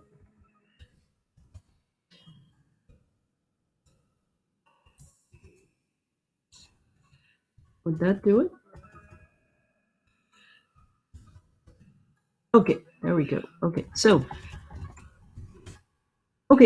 demo is where it gets generated to. So that's cool. And let's go. But let's also make sure too, this is the right one. So my POM file should also have the Spring Web too, because before I forgot. Okay, so that's good. That's the right one. It has the Spring Boot starter web, Spring Data REST that I have also included in the AutoGen. So okay, cool. So now I can then go back to my thing over here and take that one. Oh, sorry. What I meant to say was, even with my physical directory, I wanted to let me pop back to my original thing, and then basically downloads demo. Okay, and then it's meta weather. All right, so now meta weather is the latest one that has this. Okay, cool. Now I can then bring it into my IDE. So yeah. Oh, okay. IntelliJ have a version plugin for the Spring initializer. Oh, okay. So maybe that's what I should do. Okay, let me import it, and then let me also install that, because it will make things easier too. So I think I might have done it in the past in a previous version of my IntelliJ, and then I switched machines. So when I restarted, I actually lost some of those configurations. So I didn't even think of it. So thanks for letting me know. So okay. I'm sorry, it took some time. So this would be the same web or my directory, and the meta weather that has the latest one is Maven and Finish and new window. So okay, all right, cool. This should be the right one now. Okay, cool. So now let's then take a look into the demo app, right? I guess it still has that. Okay, show the project. Okay, so basically what you're saying is that I should be able to go to maybe my preferences, and then plugins, right? Plugins, and then do the Spring initializer. Ah, there we go. This one, right? Spring initializer and assistant, right? Yeah. So this must be the one. Okay, let me install it. So then it should make things maybe easier on going forward too. Okay, thanks for reminding me. Okay, what else do I need? Okay, I guess I can install it as I need to. Okay, cool. All right, let me kind of get back. And right now, let's see if I do a Maven update over here. Essentially to reload all Maven projects. Let me see if that might be able to, I guess I click on it twice, but it's still not liking it. Execute Maven Go. So if I do something like a clean first, and then basically I can also do a validate maybe. I always thought that when it does that, it should go and automatically update things in my IDE, but I suppose it doesn't do it. Well, it's okay. Like I said, not like a huge issue right now. It recognizes just my IDE is not recognizing it. So okay, and here I am. What I wanted to do now is to be able to do the RESTful call, right? So let's go back to the Spring documentation in here. Let me kind of do that, get rid of this guy, and then back. Okay, okay, here we go. Fetching a REST resource, exactly what we need. With project startup complete, setup complete, you can create a simple. Okay, so maybe there's actually no need for that too, but for now, let's do this. So we can create a simple application that consumes a RESTful service. It has been stood up at this. Okay, so they already have that. Not an issue. We just replace it with our metadata. It randomly fetches quotations about Spring Boot and returns them as JSON documents. That's exactly what we're trying to look for. If you request that URL through a web browser or curl, you will receive a JSON document that looks something like this. Okay, that's cool. Okay, so ours is a bit more lengthy, for the kind of call we're making. That's easy enough, but not terribly useful, right, when fetched through a browser or through curl. A very useful way to consume a RESTful web service is programmatically. To help you with that task, Spring provides a convenient template class, or REST template. And it makes interacting with most RESTful services a one-line incantation. And then it can even bind that data to custom domain types. So let's go do that. So we need to then create a domain class to contain the data that you need. The following listing shows the quote class, which you can use as your domain class. Okay, all right, so in our case, then why don't we kind of create a domain class for one of the simpler calls first? How about that? And then, okay, so that's another thing too. Let's create this and then modify it. How about that? We copy the quote.java in, and then okay, so this one is okay. We leave the boot application, and then we can then create a new Java class and call it.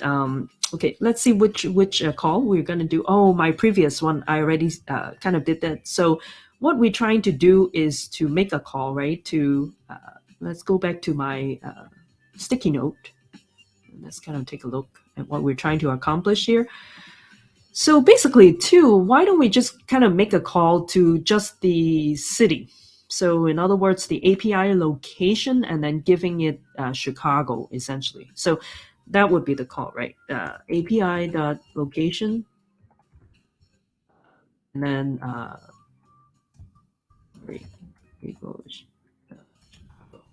something like that. We'll do something like this. So it's kind of a little bit simpler.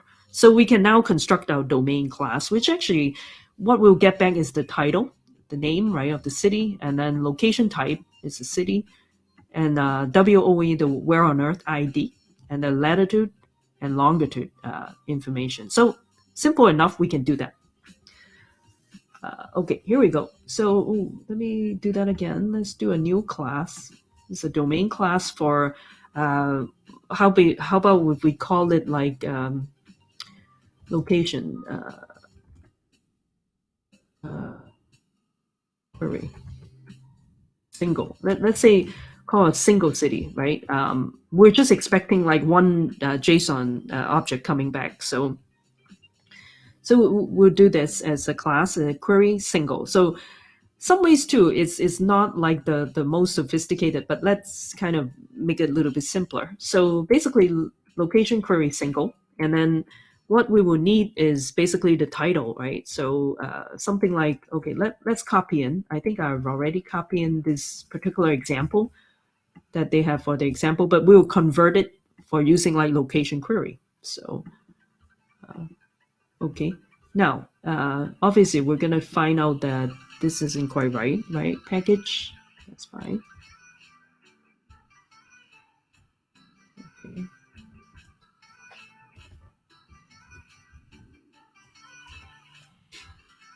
So we're going to use Jackson annotation, right, for JSON. That's actually Jackson is pretty kind of commonly used, right, for managing our JSON objects in Java, in our Java client. So, and all these things, we can kind of take a look into this, and we'll change it to call it location query single.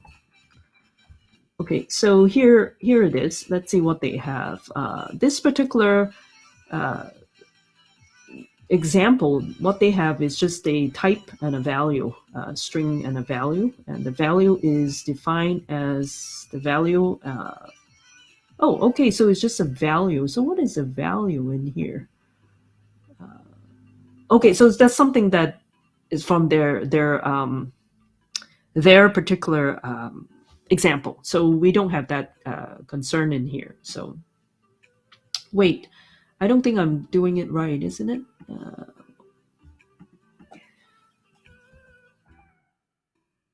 Wait, this isn't right because I copy something in and I kind of not doing something right. Okay, I think I know. Okay, so ignore properties. Let me take a look too. I think I didn't just. Okay, so this is something like for the class level we need to ignore.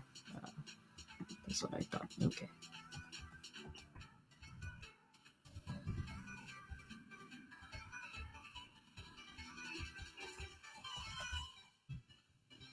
Right. So this is an issue now. So now what we'll have is a string of title. Right. That's the Chicago thing, and then there's also we also have what the city, right? City type. Not this one. Location type. So it's also string, and then the WOEID. We can do it string for now. It's just for simplicity's sake.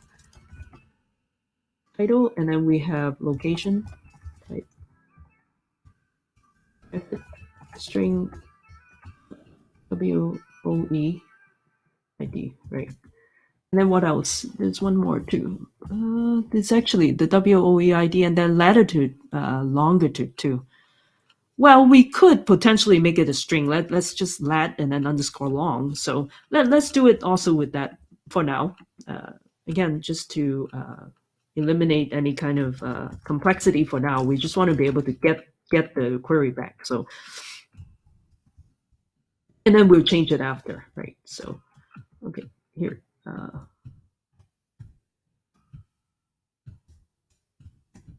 This is our domain class. So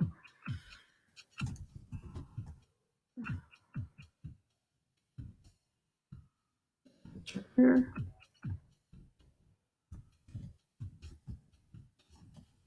Well, actually, there's no need for me to do this. Why don't I just kind of get rid of these things? But let's say string get title.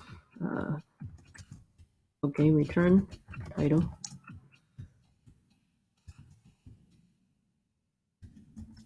And then the next thing is the location type. Let me also kind of lower this, right? Okay. Location type. Cool. And this one is location. I think for this, right, this type of work, I know that folks are using like something like Lombard, I think can help with a lot of the convenience, right? Yeah, like that. So, okay, so we can actually do setters too, but I think we don't necessarily, well, I guess just for kind of completeness sake, we can also do, I mean, we're not interested in doing setters right now, but we'll do it anyway. Let's do location.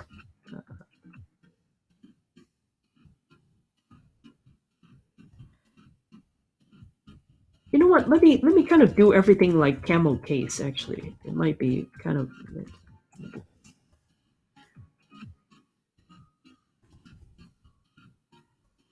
that long. That's fine. But why are they complaining? Private field that long is never used. Okay, that's fine. It's not a big deal. So let's kind of come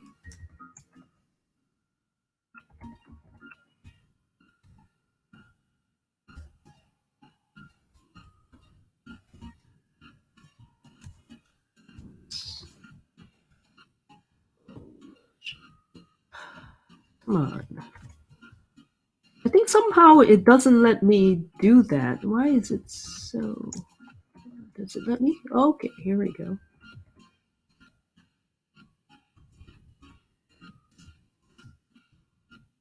Oh, wait.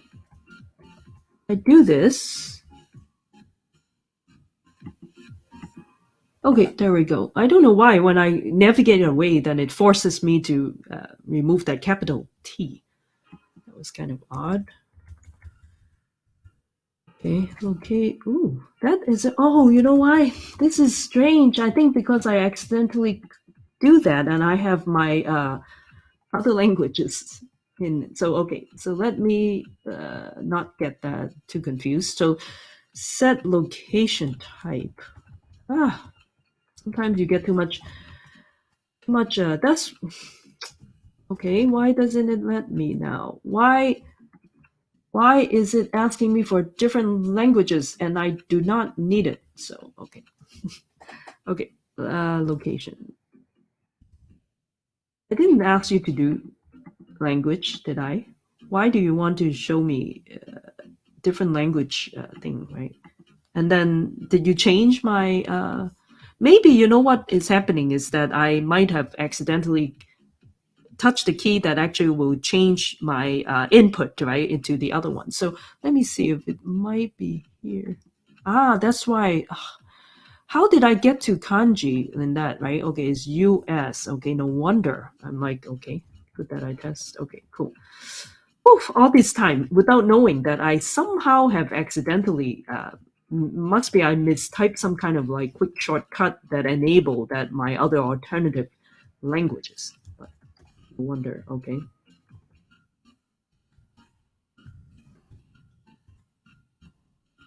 Okay, here we go. So now get title, we don't need a setter for the title. Get location type and set location type. And then, oh, I'm so sorry. It looks like something that's as simple as setting my domain object could be taking this long. So let's do it like that. String and we have location type, and then we also have the WOE, get WOE ID, and then, okay, and then I guess a location ID cannot be set either. So I'm not going to be bothering with that. And then string latitude, longitude. Actually, this also wouldn't be mutable at all. So I would just do a get location type. Actually, I wonder if I actually need any getters, but I guess, or setters, right, on here, but probably not. So I'm not going to worry about it.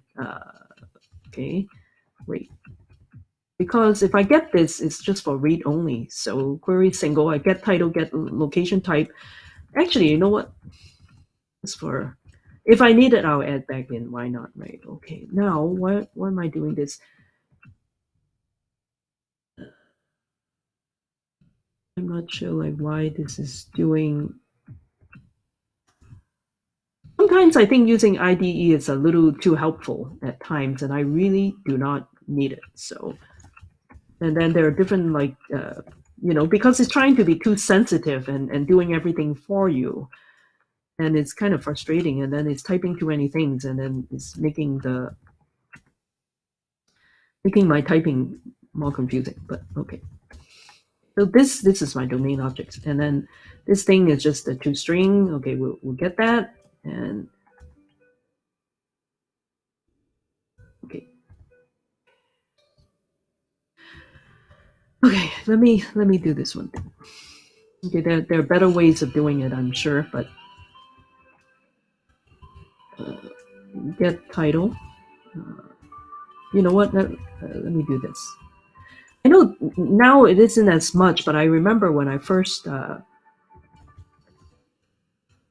builder, it used to be more builder dot builder dot title. And append. I actually I like to do it like this, so it just makes it a little better. And then I can just do a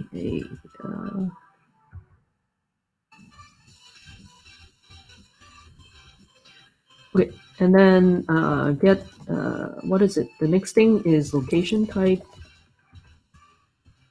and then dot another append. It's just a dash to kind of delimiter. Get location type, and then get WAID. Get append. Oh man. Okay. Get. Oh, am I doing something wrong? Why is it not able to find it now? Dot dot dot. Yeah, that's right. WE.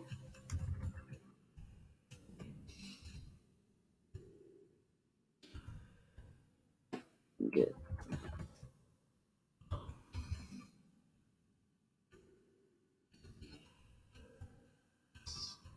Just used to be right that was just we were kind of always told, okay, don't like do string concatenation because it's very. Oh, I'm sorry. And Silva, you're saying there's also a plugin that converts a JSON into a domain object. Oh, so in other words, you're saying that there's no need for me to do all of these. Is it like Lombard or something? Or Lombard, right? Is that the one to use? Yeah, and I haven't used it yet. That might be worth kind of looking into. In fact, yeah, maybe I'll look into that. But for now, but if we want to do our own domain object, this is one way of how, or it that's how it used to be, right? Yeah. So, all right. Sorry, it took so long just to write one. Okay. Okay. So let me see. Okay. I think in that case, maybe I can venture into looking into Lombard. Is that right? I think. Okay. Let me do this one thing. This is the time to learn. This is also we have the time to kind of explore. So let's do this one thing. Go to preferences. I think there's plugin, and then there's a thing called yeah, that's right. So Lombard JSON to Pojo.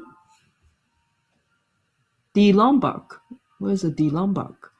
Is that what is this for, Lombard? I never I heard people talking about it. I just haven't used it.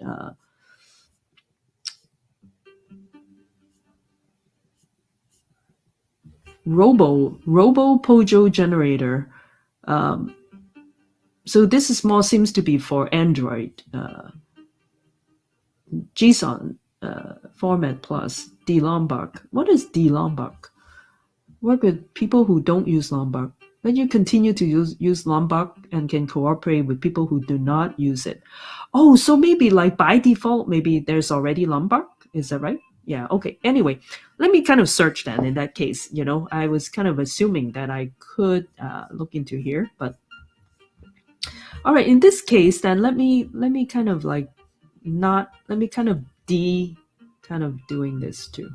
Okay, let me go back to here. Let me it's a little bit more normal, and then what I can do is then doing all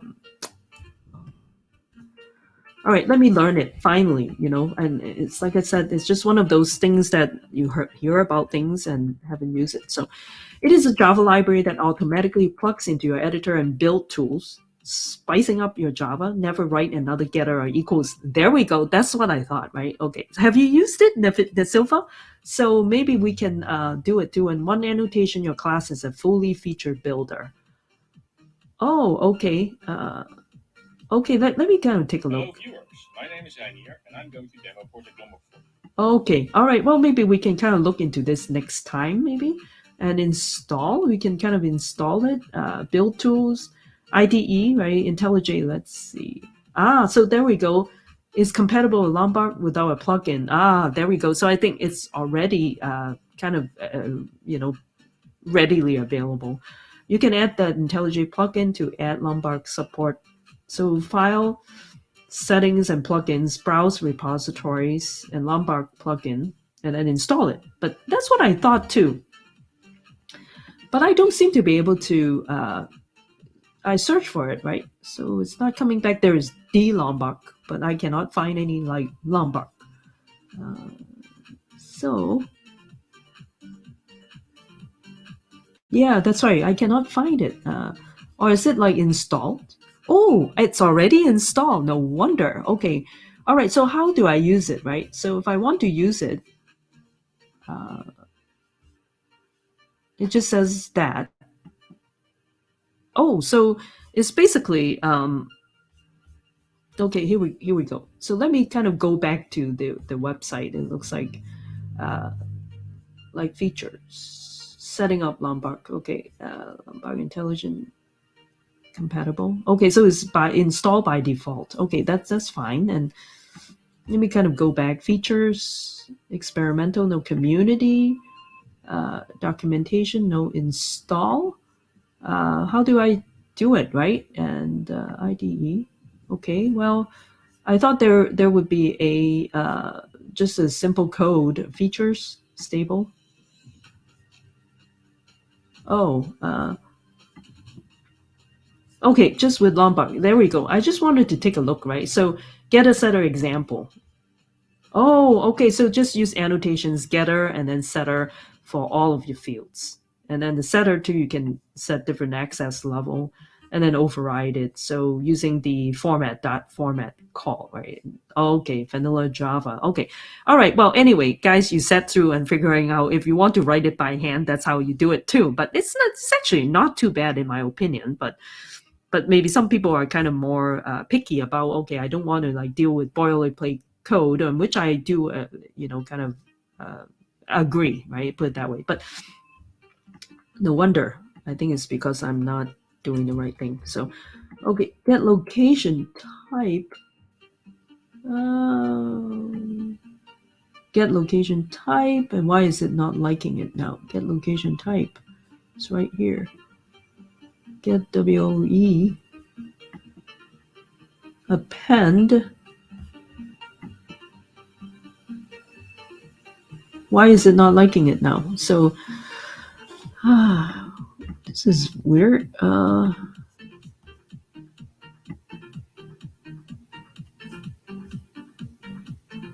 I don't know what this is. Okay, here we go. Let's go back. Why is this guy not liking it?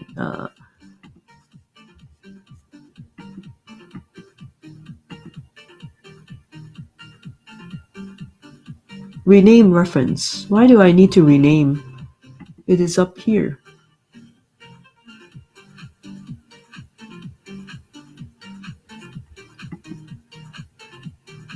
I can't see why it is wrong. Append.get location type. Append like that. So.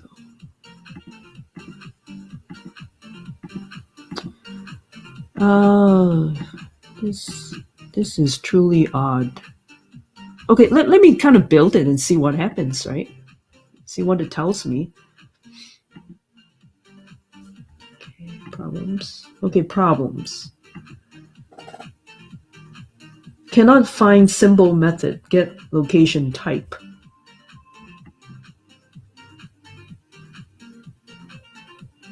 Oh, you know what? Of course.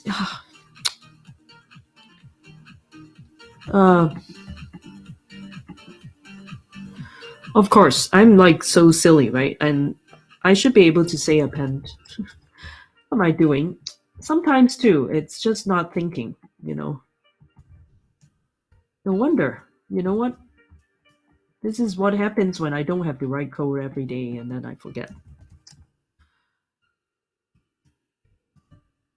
Well, I do have to say too. I mean, I gotta respect people who write code every day because then once you are like familiar with it, right, you're not rusty. I mean, that's the problem with me. I become kind of rusty because I have to deal with other things. As a developer advocate, believe me, you think that we travel around is fun. I mean, it is fun meeting people, but the amount of overhead to try to like manage all your trips and figuring out the proposals and making sure what you're saying is makes sense and all these things, I traverse pretty much a whole stack of doing development. You kind of most of the time, yes, we have to deal with more of the higher level stuff, right? We're dealing with that type of stuff. So anyway, thank you. Yes, that's right. Yeah, thank you, Nasilva. I'm sorry. Maybe this might be wasting time for you because I'm actually trying to do this. Like I said, I'm just sharing with you the experience. So that's what it is. So yeah, sometimes, like I said, right, it's just sometimes, right, in your mind you're thinking I need to do that, but there are so many small steps that unless you, like I said, unless you do it every day, sometimes as simple as that, I actually get it all kind of mixed up for some reason, right? So okay, but this is a good thing. I'm writing code again, and I think also part of it is that I feel like I'm in front of the camera, so let me make sure that what I'm doing is going to be making sense. So, wow, I'm actually already coding for over 2 hours. So let me try to actually get the domain part. What I like to do is to be able to do the why is it so funny on my thing here? There's some kind of advertisement. That's funny. Okay. Anyway, I'm also monitoring my stream here. I realized that on my my screen in there, there must be something. I think must be like on Twitch that by default it has ads too. I think that's what it is. So if you're seeing that, that's what it is. So I wasn't aware. Okay, anyway, I get my domain object ready. So at this point, then I should be able to start to look into making the call, right? So then when the call comes back, I have this domain object to hold the JSON object. So okay, let's kind of like get back to my Spring instruction. So this is where I am. For me, I just did the domain class by hand instead of using something like Lombard or any kind of class kind of convenience, right? Okay, so we're using properties such as JSON ignore properties to indicate that any property is not bound in this type should be ignored. Okay, so that's good, right? To directly bind your data to your custom type, you need to specify the variable name to be exactly the same as the key in the JSON document returned from the API. In case your variable name and key in JSON doc do not match, you can use JSON property annotation to specify the exact key of the JSON document. So this is good, very clear thing. And in this case, we aren't using another complex structure, so no need to worry about that. And then finishing up the app. So here we are. We have the app. We already have the RESTful call there to invoke this, right? This actually has the main method. So, and then you need to add a few other things to the consuming REST application to get it to show quotations from our RESTful service, RESTful source. So then we need to add a logger. Okay, I like that. I always want to do logging too. So let's do this one thing. And we just need to add it. So kind of add this guy over here, back to our demo application.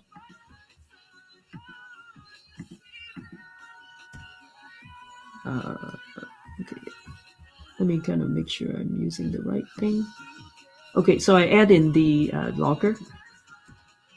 This one I think I might be remembering public static logger, right? Logger. Is it like get demo application get logger? Something. Okay, let me kind of go back. Sometimes I just cannot remember. Okay, final. Oh, I need to have final and logger factory get logger, of course. Yeah.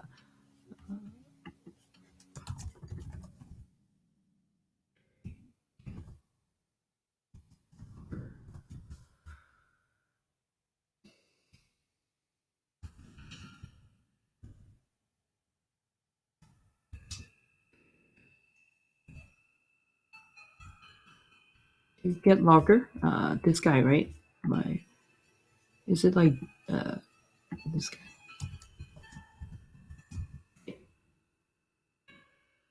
guy? Get class. Do have to have final. Okay, and then is it get class? Oh, just dot class. Okay. See what happens. See what happens when I don't code every day, then I don't remember my things. So, okay, I like to actually really go back to writing more code, which hopefully I'll have time to do it. So, okay, that's good. I get my logger ready, and then now I have my main, and then what else? Now we have a bean. We need to do the bean. Well, actually, let's copy this guy in. How about that? Okay, just copy this part. Okay, and okay, that's right. My thing doesn't work because I have my keyboard mapped to something else. So let me paste it. Okay, there we go. All right, so what we will need in here is just having an annotation, a bean annotation for the REST template that comes back, right? REST template builder. And then, that builder.build, and then basically command line runner. We have that, and basically so instead of quote, I actually have my class called location query single. Let's say the query.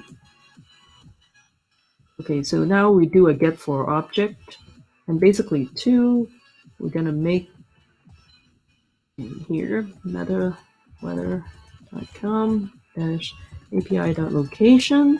And for now, things are going to be hard coding. So location, we can have 23745. Is it 742? 23745 2379534. Okay, and then demo application class log info. Right? Okay, three to string. So then it should be able to get back. Okay. Now the thing is, right now I do need to add in the why is it not able to find it? It would tell me, right? Normally, like, okay, that's fine. Let me then copy over here. It looks like it's just this whole bunch of things that I would need from here, which is from the Spring framework, right? The boot. I think I already have the Spring application and Spring Boot applications. So I'll just copy them in, but let me.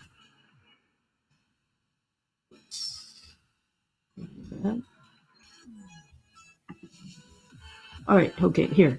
And then we'll get rid of duplicates, which I have.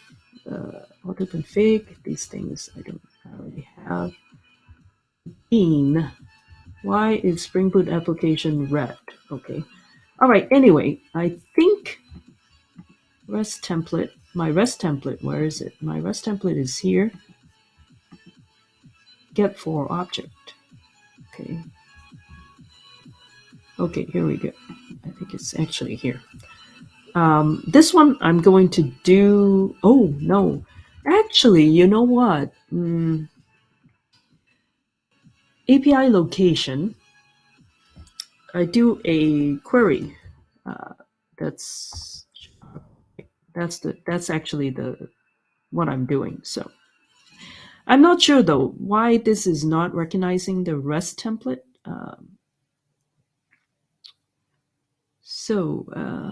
REST template not null.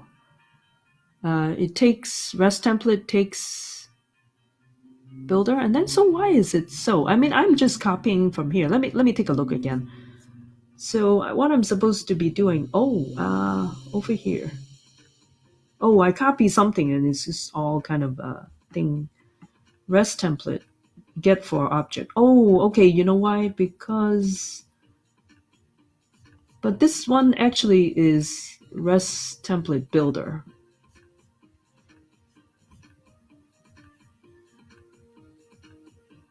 Get. Okay, so basically is REST template dot get for object. Am I doing it right? Doing the return arcs, okay? And its location query single is a query. My query essentially is just leveraging on REST template, doing the get for object. Am I not doing something right? Or maybe because, see, all of it is kind of not correct. So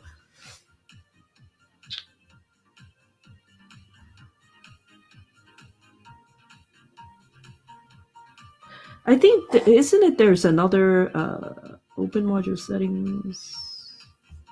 Maybe something in here, my demo app. And then my Spring Web thing. Okay. Okay, I am losing 17, which is okay. Module is, this is the web thing, libraries.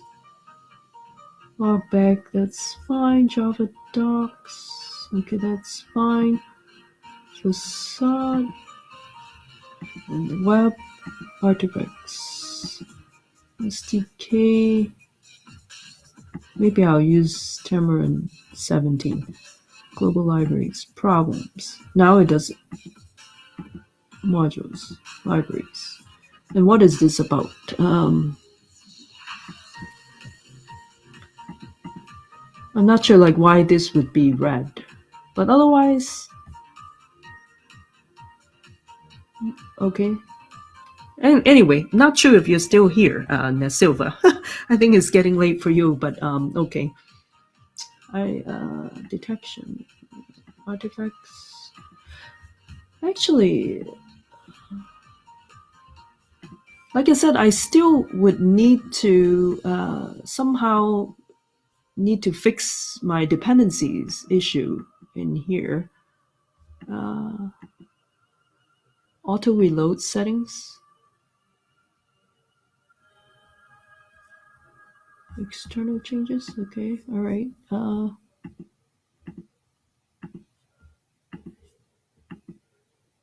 No, this is just a diagram, right? Okay, I don't need the object thing.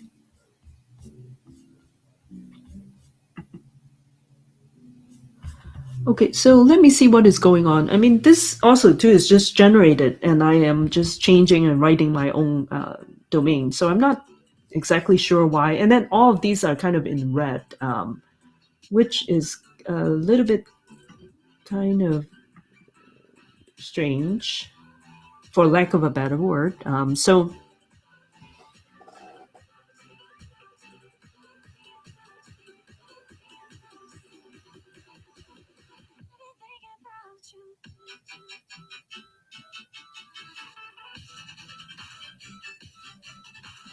Maven, maybe there's a Maven to reload the project. Oh, there it is. Okay.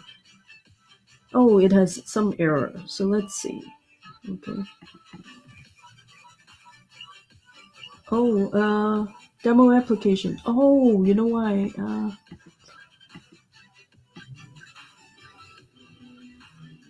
I'm actually supposed to be using application. Silly me, no wonder, right? Okay. Uh, Cannot resolve symbol log. It's actually, I call it logger. There we go. And then class or interface expected. So it should be query dot toString. I should just call it like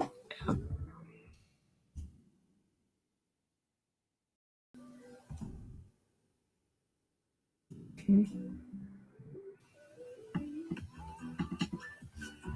Class or interface expected. Where where is it? Oh, here. Oh, you know why? I'm just having one little too much. Okay, here we go. So it seems like I finally get all of these things resolved. It's always a bit of a challenge. So reload.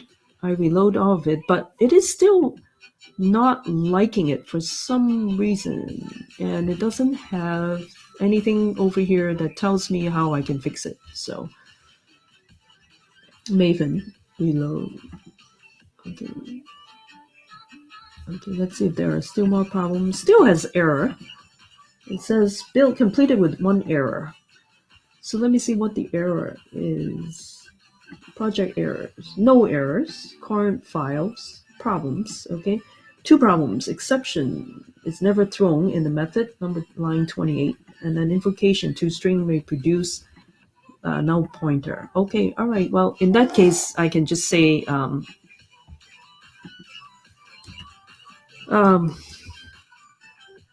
what is it called? Uh, See, I can't even remember. If it's not null, right?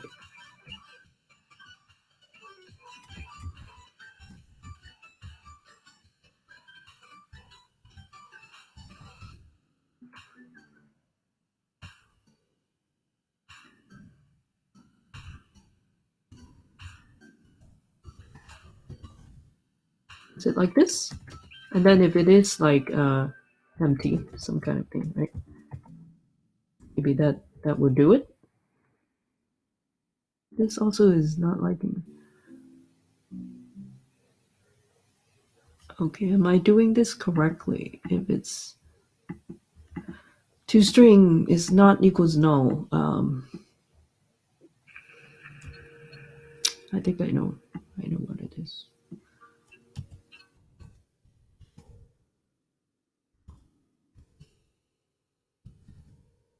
If it's greater than 0, if it's empty, then it's the other way. Okay. Okay, I think is it good? All right, let's try to build it. Mhm.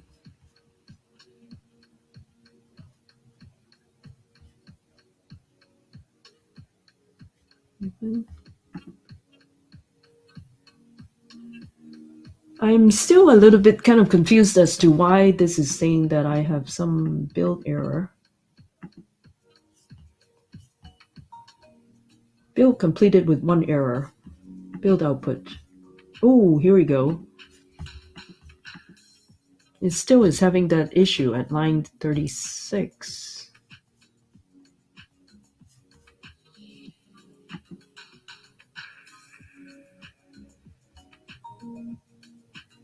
Okay, now I'm saying that, okay, try to build it, right? It says it's completed successfully. Uh, okay, so now it's good. So because that was on before. However, all of my thing over here is still kind of like this. So anyway, if it's built successful, let's try to run. Oh, I'm sorry, Nasilva. The domain object needs is not the demo application, but rather the location query single. Yeah, that's right. Yeah. I think I got that right.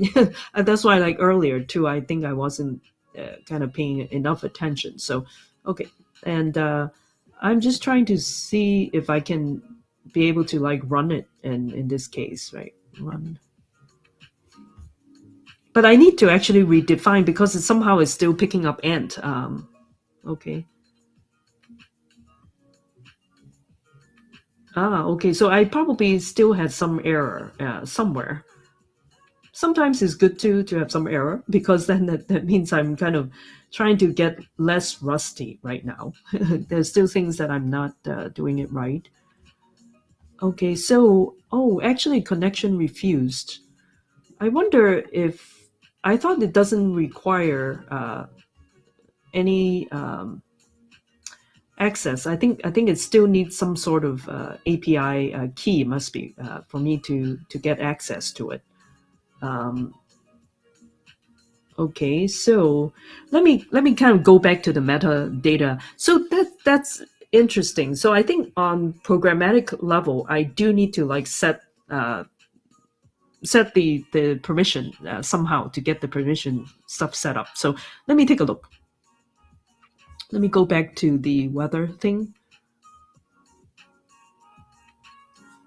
Okay, let me see if it says anything in here. Is there?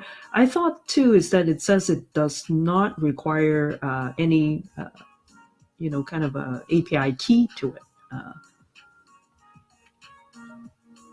okay, let's see the map about maybe something with about no. Uh, okay, so that's the API, but um, that is interesting because then let me try to think. That there's always that. Oh, you know what? There's a search. Maybe I'm just not calling the right things. An API location search. So let me update that. I think I didn't have the search in my query, in my call itself. So actually, this guy. And I still have problems too with the red. Somebody, if you can figure it out why my IDE is like that, that might be helpful. So location search is this thing. That's what I think I forgot. So here we go, right? So how do I get rid of all these red? Context action.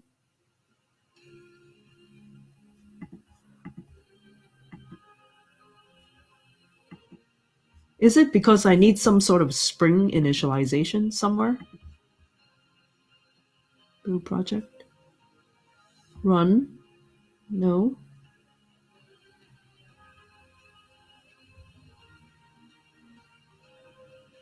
Oh, there's updates available. I guess I worry about the integrated team environment. Okay, that's fine. I'm not going to depend. Database, no. Maven.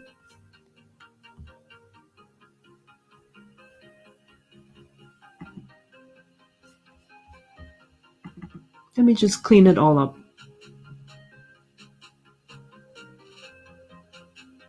Okay, so I cleaned this all up now, but I still wanted to try to get rid of all these red.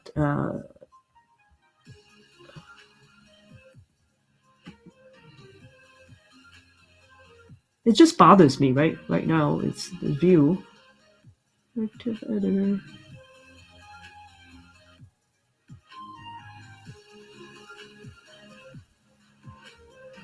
Hmm. Manage IDE setting. No. Import setting, export setting, new projects setup. Save projects. Manage setting. No, it's not. Well, this is the kind of things that always like bothers me. Maybe over here. Create field. Anyway, if you can kind of figure out as to why all of these things are red in here would be helpful. It appears that all of it, or is it because it's my IDE setting? I don't even know. Maybe that's what it is. That means it's actually there is no problem. It's just how the setting is. Let me change to maybe a default coloring or something because I really want to take care of it. Editor, general appearance. Okay, no, actually, I probably should do appearance and behavior. And then I said GitHub Lite. So if I want to do another, okay. So it could also be because of that. And okay, anyway, sorry guys. And so okay, so this is good, and it looks like it built successfully. But at least I clean up. So let me then. Why don't I just say run? So then it should build everything, right?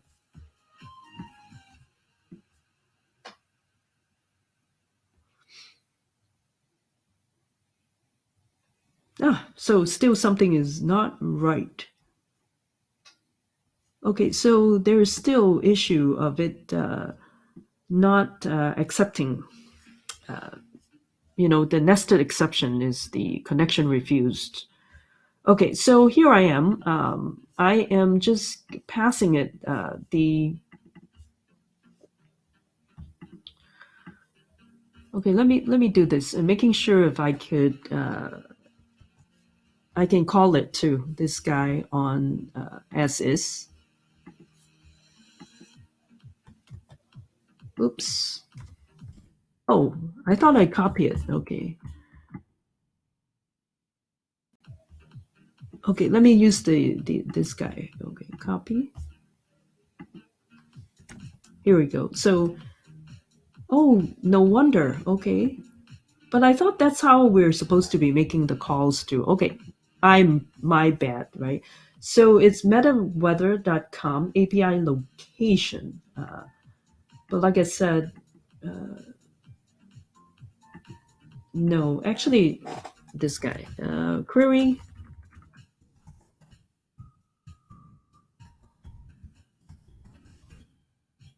Yeah, so this would be the one, right? So this is the one I'm supposed to be that I wanted to call. So what's the difference? Location search. Oh, you know why? Because I forgot this slash. Okay, here we go. Clean it again. Run. We don't have to clean, but let's see. Let's rerun. Hopefully. Okay. Oh, it still doesn't like it, I think. Oh, because okay, let me kind of clean it all up then. I thought if I rerun, oh yeah, of course I need to rebuild. What am I talking about, right? Build it. Let's just build it again.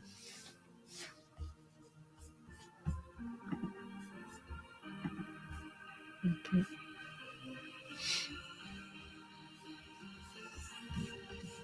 Is it building? It says his build is successful, but let me do this one thing. I really want to clean it all up. The build may not do it, so let me do a clean, a Maven clean. Just clean it all up and do it again. And now, let's build.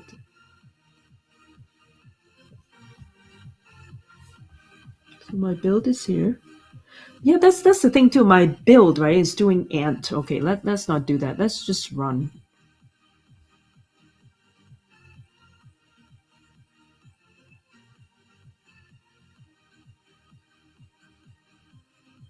Okay, so I think it's still not happy about something. So okay, so the GET request for this apparently is not able to pass in my query string of Chicago. So I probably has to use a different way of invoking it programmatically, I think, right?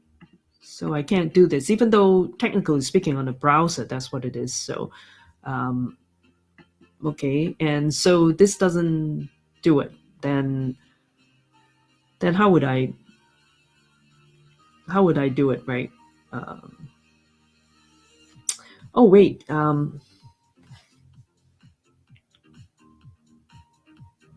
Oh, were you already telling me about some things that over here domain object needs is not the demo application, but oh yeah, okay, sorry. So you're talking about here. I'm sorry. So this is like the location query class, right? Okay. Okay. So now this wouldn't like it either.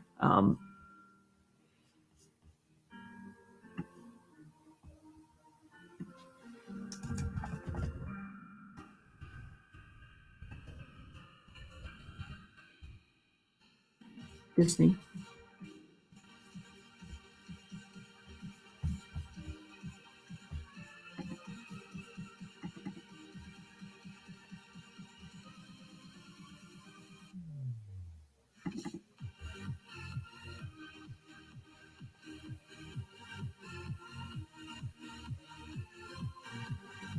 Okay. Now I should be able to then run it too. I think if I just run it from here, build is not all test, but I could run it from here.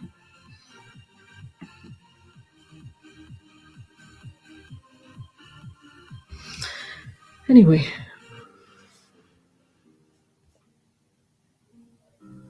okay, so I still am not doing something correctly.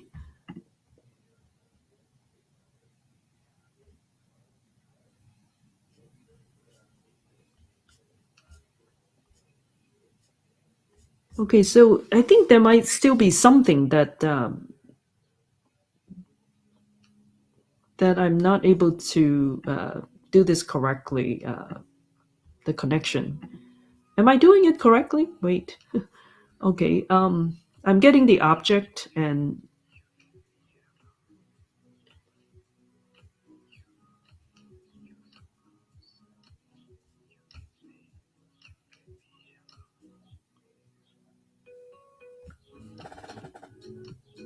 okay. So previously, when I was looking at the example,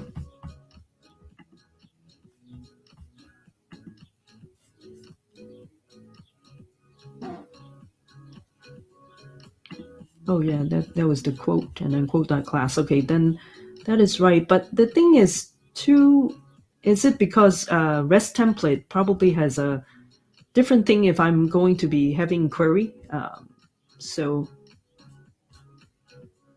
I probably should look up REST template as to how it is doing its thing, right? So I probably let me go over here. REST template.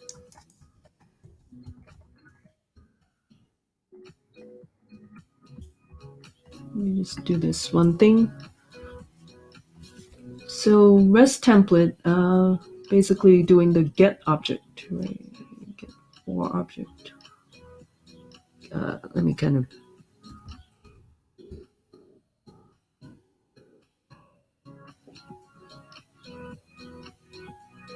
So I'm using a URL that variations of get that and a response type, right? And the class is the response type, but the URL is the URI is what I'm like.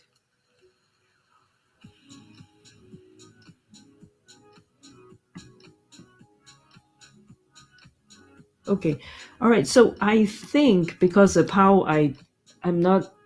Well, I need to just look it up, right? URI template handler. Do I need to do the different handler? Because I'm not using the quote thing. So here I am. Okay, let me kind of take a look. I know I'm kind of going overboard, like here going on 3 hours. If you're still around, thank you. Nasilva, thank you so much too. I think it's probably already late for you. But anyway, let me kind of figure it out. I think I'm just not, well versed in how to do this part. How do I have REST template and then because over here too, right? It's because the example too is just simply a REST API without the query part. So if I want to do REST template with a query, I think that's what I need to figure it out. So I think I need to be using something on the URI, retrieve a representation by doing a get on the URI template. So I need to give like the map to of the URI temp variables. Is that correct? Or actually, you know what? Something like this. If I can find some kind of quick way of showing me rather than looking up, because it always takes a bit longer. So REST template, how to query params, query params in REST template.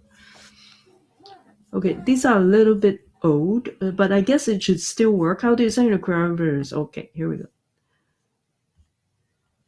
Okay, and oh, so all I need is just have the variations of this. So okay, all right. So, but let me get something a little bit more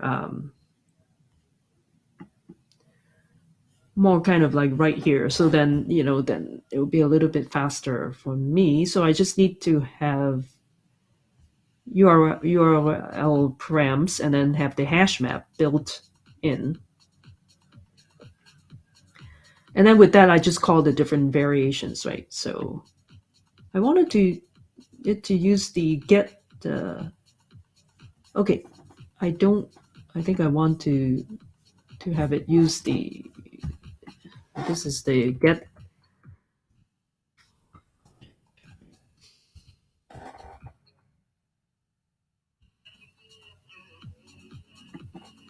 Let me see.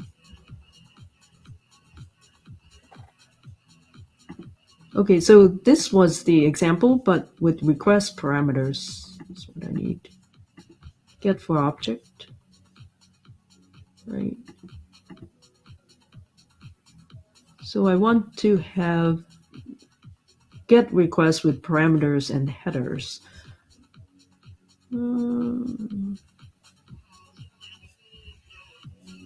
No, and response map to Java object.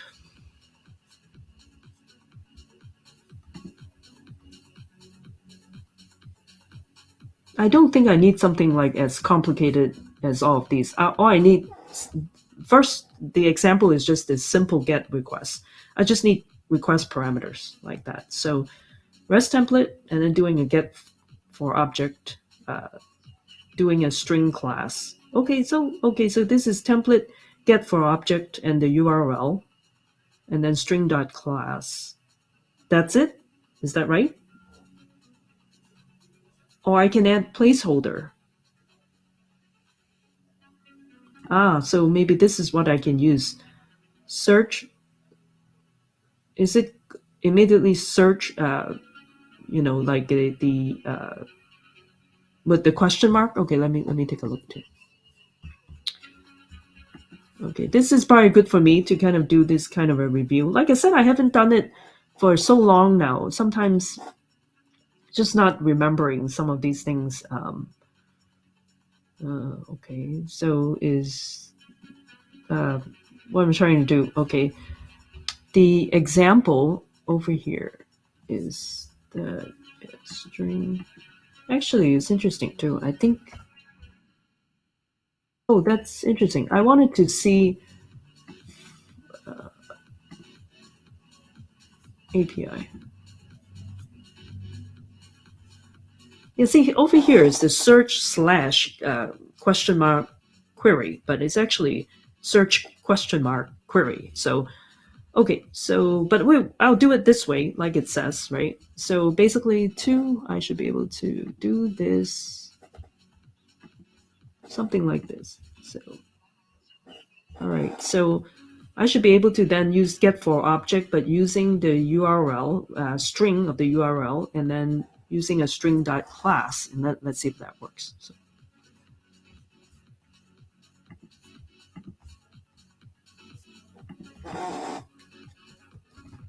sorry, earlier too, Silva, you were telling me about the domain object needs is not the domain application. I think that's where I was kind of getting things mixed up in there. So thanks for pointing that out. But at least right now, I got to this point of making this, so that is interesting. If that's the case, so maybe what I can do is this might be a little bit different too. I'm like returning arcs, and this is a lambda thing that returning the arcs, which actually is, you know, uh, so now I'm kind of wondering, get for object, if I'm actually doing this, so then I'm supposed to be doing query equals something like that, maybe? Is that right? Okay, let me see.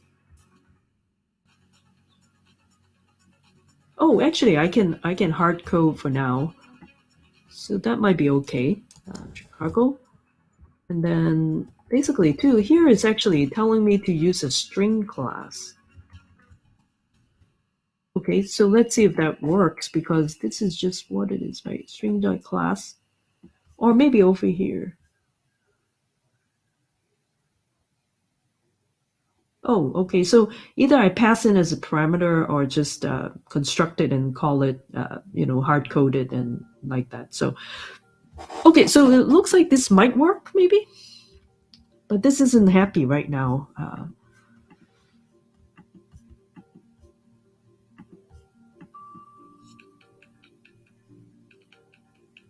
Hmm.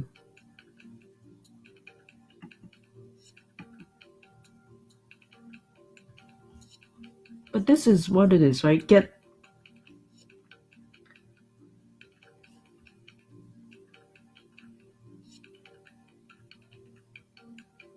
Oh, this is actually URL, and because it's a string, I'm sorry, but string HTML. The example is actually using a string class, so why wouldn't it take it, right? If I run it like hard coding it in here, uh, okay, even I'm like a little bit wondering. So my URL is just a string. Oh, you know why? Because over here is using the variations of the URL.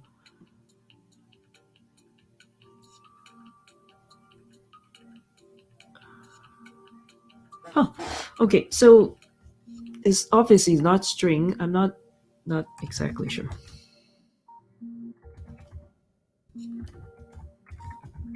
Okay, so this is right to call, but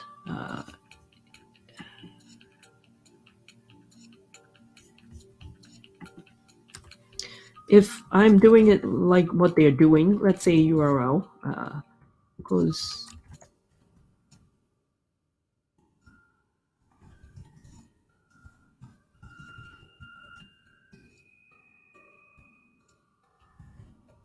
Actually, it appears that I should be able to do something like this, right? So it's like right here, something like the first one, query Chicago, okay, and then pass this in a string, I guess, right?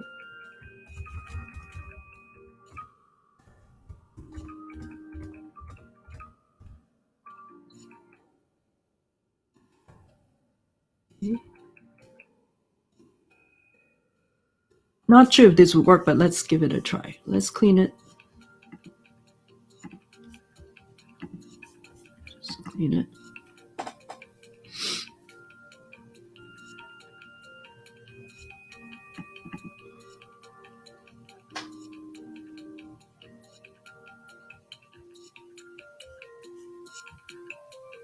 Okay, so compile's okay. So let me go run it now. just to see.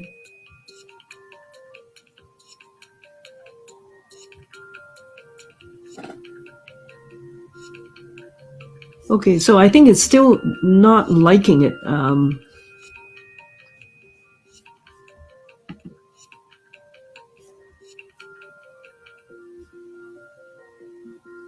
So, not sure like why that would be the case. Are you saying anything? Okay, let me make sure I'm not missing your messages. But okay, so I am a little bit wondering because if I want to pass in a query string, it appears I should be able to do it and use the variations in which I give the URL as a string, and then basically to whatever comes back is using the class of that. But right now, it doesn't appear it is liking it. Of course, I can also like pass in the parameters too, but for a placeholder, but I don't think this would make a difference. I can try to do it unless this is a header, but this isn't a header, right? You can do pass in header. Oh no, this isn't a header, and then basically to a response or whatever the comes back is, the code exchange. Oh, maybe I do need to. I do need to then set it so then it's doing a REST template exchange and then giving it the URL, giving the method type, and then the request itself, which is the HTTP entity. Okay, well, the request, so they're giving the header, and then the string.class, and then one. All right, let's take a look at the definition for REST template exchange.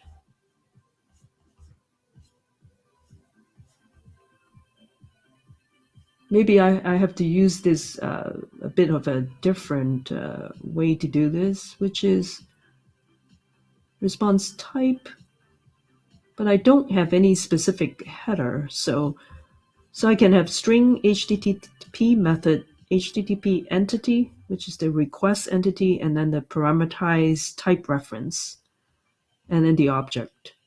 I could do that too. Execute the method to give the URL template, writing the given request entity to the request and returns a response as response entity. Okay, so there are obviously many variations to it. Yeah, I think maybe this is where sometimes when we get to writing Java is a bit trickier because it being so flexible, you can manipulate anything way you want. Then it gets harder too if you try to do something. Oh, okay. Nasilfa, thank you very much. Yeah, and I appreciate you sitting through, and you have a very good night. I know it is very late for you. See you next Wednesday. Thank you so much, Nasilfa. Thanks a lot for your help. Okay, let me try to get this solved. I think I sort of figured it out. So let me try the long way, basically. I was thinking I could override, use something more direct, but not the case. So have a good night. Okay. And let me kind of like do this now. I can do the exchange and then returns a response entity. The entity will be the ones that's holding my query string, right? That one. So okay, so let me do that. And so over here, the example is just doing a get for object. So that's the simple one. So essentially, I'm not dealing with any parameters in this case. So let me kind of like go back and change this around. Okay. All right. Whoever's still here, thanks a lot too. And not sure if it's helpful. Maybe you're watching when you can. So, all right, just let me kind of like figure this thing out. Okay, so I am just going to use the query a little bit differently. Let me kind of go back to my this guy, the parameters thing. So kind of breaking it out, we'll have the URL like this. So that one is obviously is a query over here. But see, that's the thing, right? I was just using this. The URL is this guy. I have the question mark Q. Okay, maybe I'll use this one first and just to see. So essentially, let me see,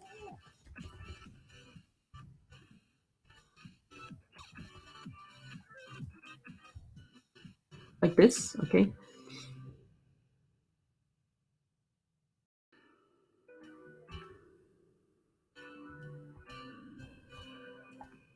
So let me not use that, and instead using a location. Actually, in this case, still use the location query single.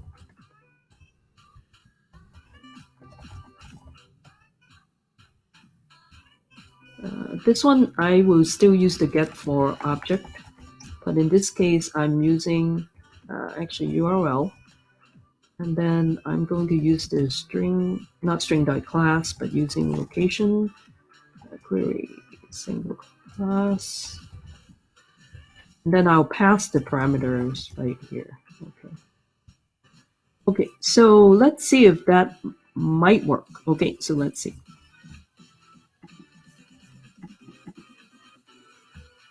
Let's clean it up. Compile. I don't have to do it so many steps, actually. I should be able to say just run. That should build, but let's say, let's do it just an extra step. And now I run it, so.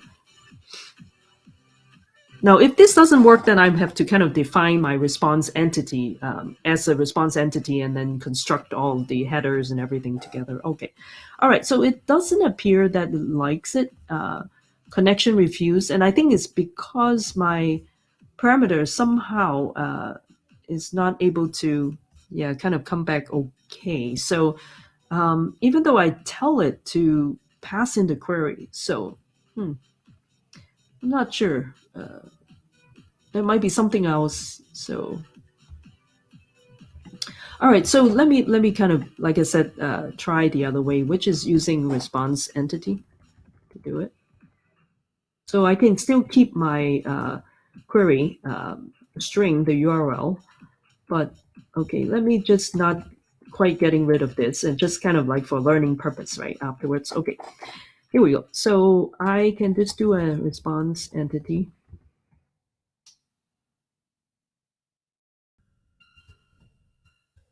Actually, let me see how this is being done. So response entity over here, right? Having a response is basically hold the return from REST template. We're going to use the exchange call. And there are different variations. So I'm just going to have URL, maybe an HTTP method. The request too could be interesting. The request will hold the headers parameters, but how do I pass in the parameters, right? Okay, so the parameters is actually also parameterized in here. So I could still do that, but where did the URL go to? URL is going, the exchange, so I give the URL, but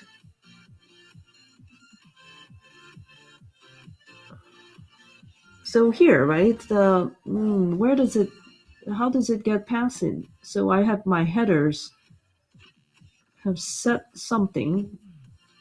Oh, my HTTP request will basically have the headers.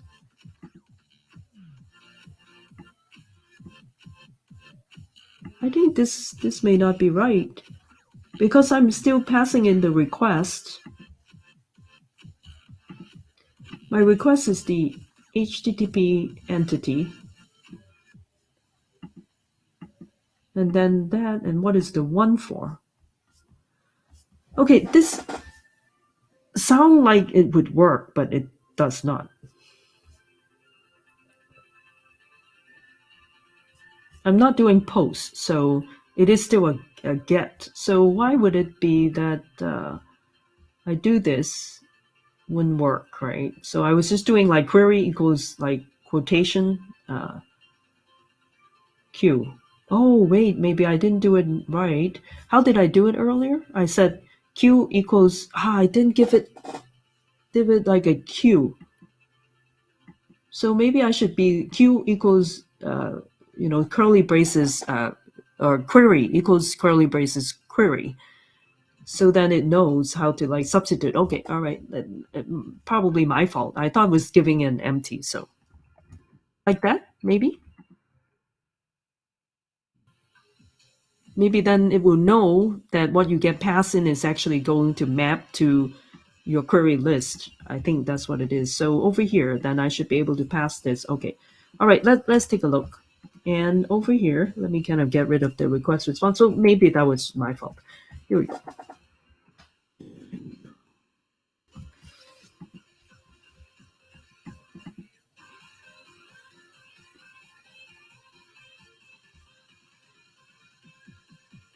Okay.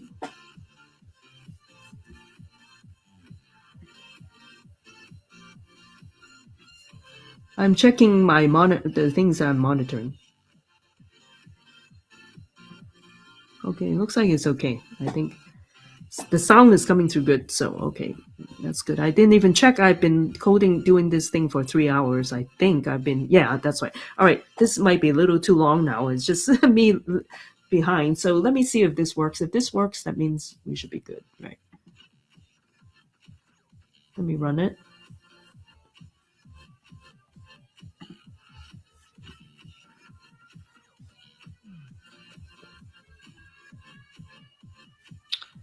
Okay, it's actually still not liking it for some reason.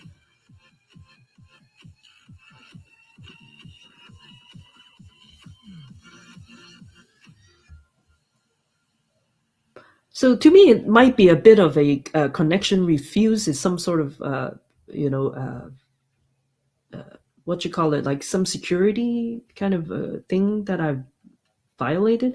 Although I'm actually using a Lambda to run it. So why do we do this? I mean, the example is using a Lambda. So maybe what I could do is instead of doing this,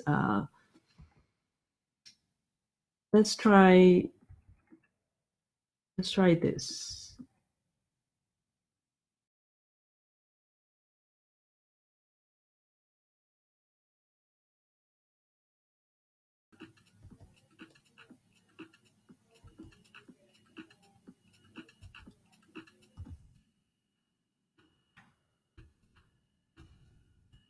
So this is certainly a bit of a frustrating thing. Metaweather.com. Okay, let me do this one thing too. Let me run it again just to make sure that it is not incorrect, so to speak, right? So, oh, that's right. I just copy, but I need to paste. Okay, yeah, that's right. I do need to use the regular copy. Okay, and then now, so this is the string I'm using. Query, obviously it won't work, but I could, it should be substituting with, say, Chicago. Oh, this isn't working. Oh, because it does need the slash.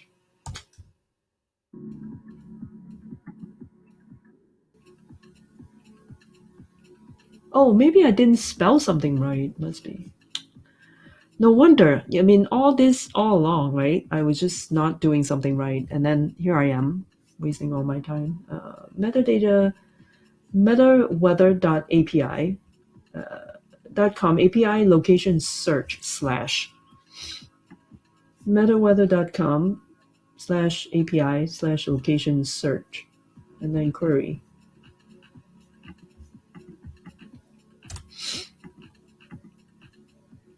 Weren't that what we're doing?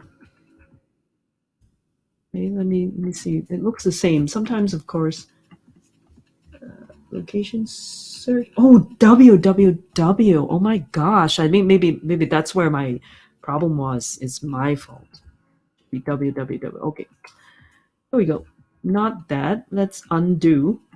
Somehow, please undo typing. Undo typing one more time. Okay, that's where my problem was, I think.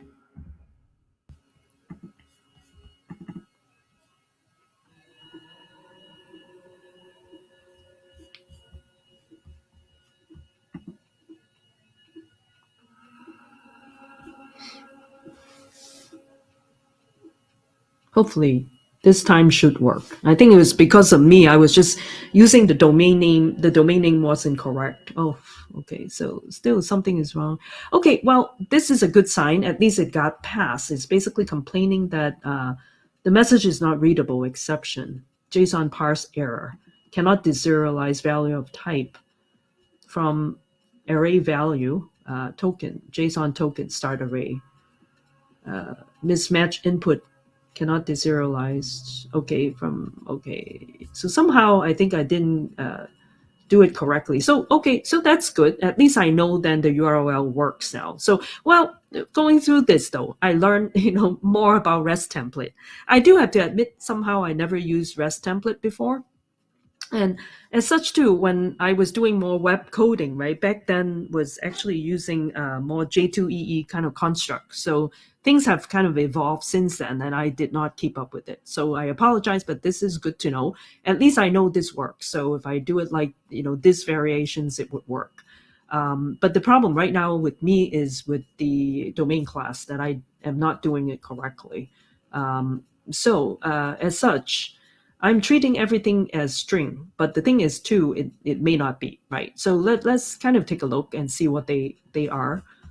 Let's go back here. So actually, that's where I was having problems with. It's because I didn't put in www. Okay, so here, well, it's actually interesting too. See, that's the thing, right? I am doing this, but it's actually, when I call it, it's basically redirected to without the www. And so that's why I thought I was doing it right. Okay, so no problem. Let me go back to Chicago, getting that. And I thought there's title, then Chicago, and then location type, city. Oh, you know why? Because, of course, because I thought I was being smart by getting rid of the underscore, but it actually comes in with the underscore for latitude, longitude, and location type. Okay, again, my fault. Okay, so it's probably means I do need to have a bit of a stricter type, right? This guy.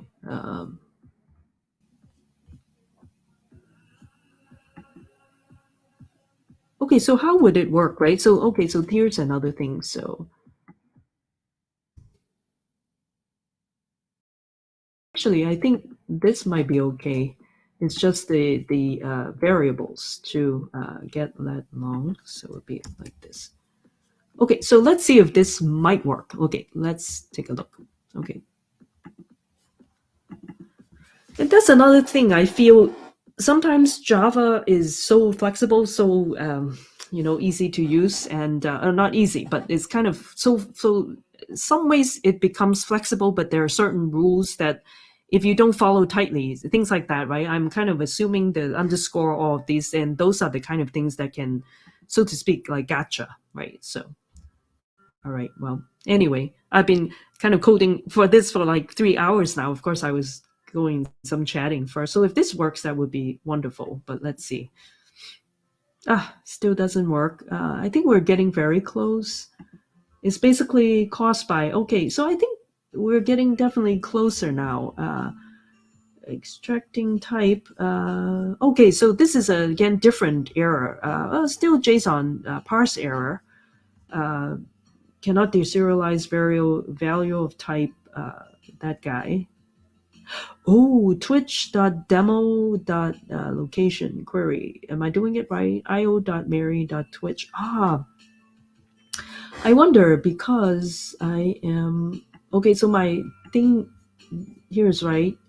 Cannot deserialize. Okay, so I'm running this and REST client exception response with type.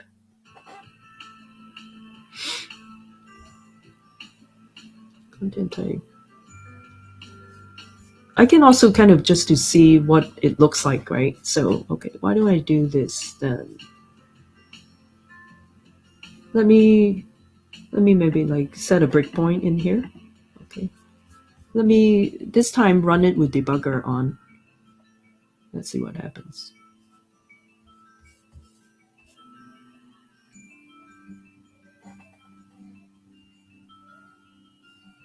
Okay, all right. So it gets into here. So I have this set URL to the query, and that's my argument. Duplicate, no. Presentation setting, new watch, okay. Oh, okay, here we go. Value. Oh, these are bytes. So if I want to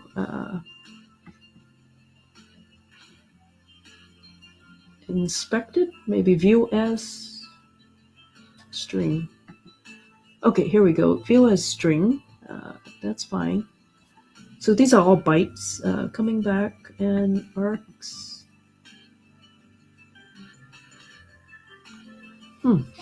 So I think, okay, so what is coming back? Oh, I wanted to see what my REST template is like, right? My template, message converters, error, interceptor, logger, REST request factory, client header, initializer. I want to make sure that my query is correct to the what it is getting. It should be like Chicago. Let's see. So if I can step in, how do I step in? View breakpoints. Can I step in? View breakpoints.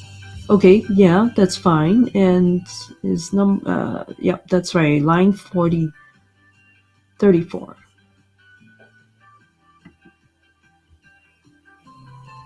Okay, let's see what the. Let me see if I can actually step in. Because these are all view text 104. So somehow these are texts, but view as primitive binary auto. Okay, so these are primitive X binary auto create customized data view. That is very interesting. How would I be able to see this as a string, right? Show byte object.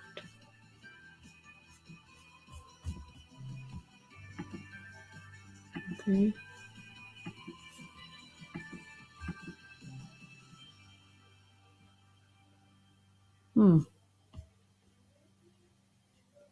New text. So the text is actually something like 104. All of these are like text.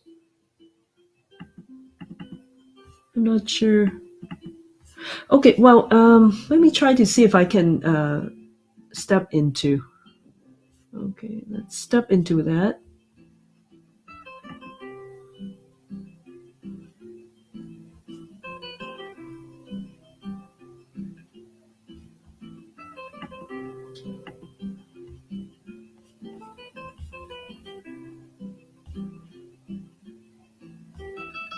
All right, so this gets into a bit too much detail. So let me kind of jump out of that one. Okay, so let me kind of take a look. It says it cannot parse.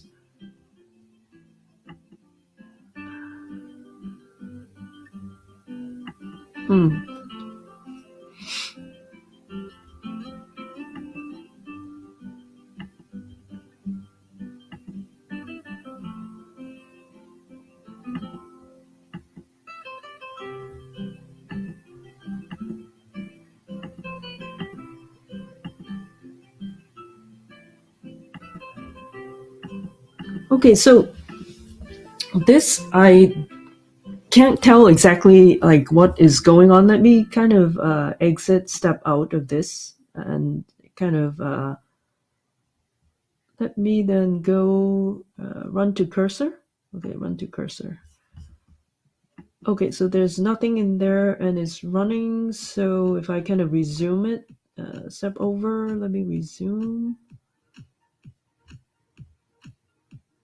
Let me resume.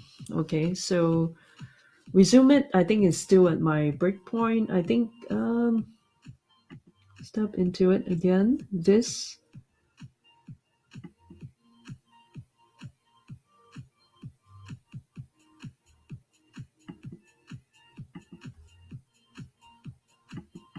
All right, so maybe at this point, when I have been streaming for over 3 hours, not sure anybody's still there. Maybe not, right? I just have my other monitor. I don't see anybody else.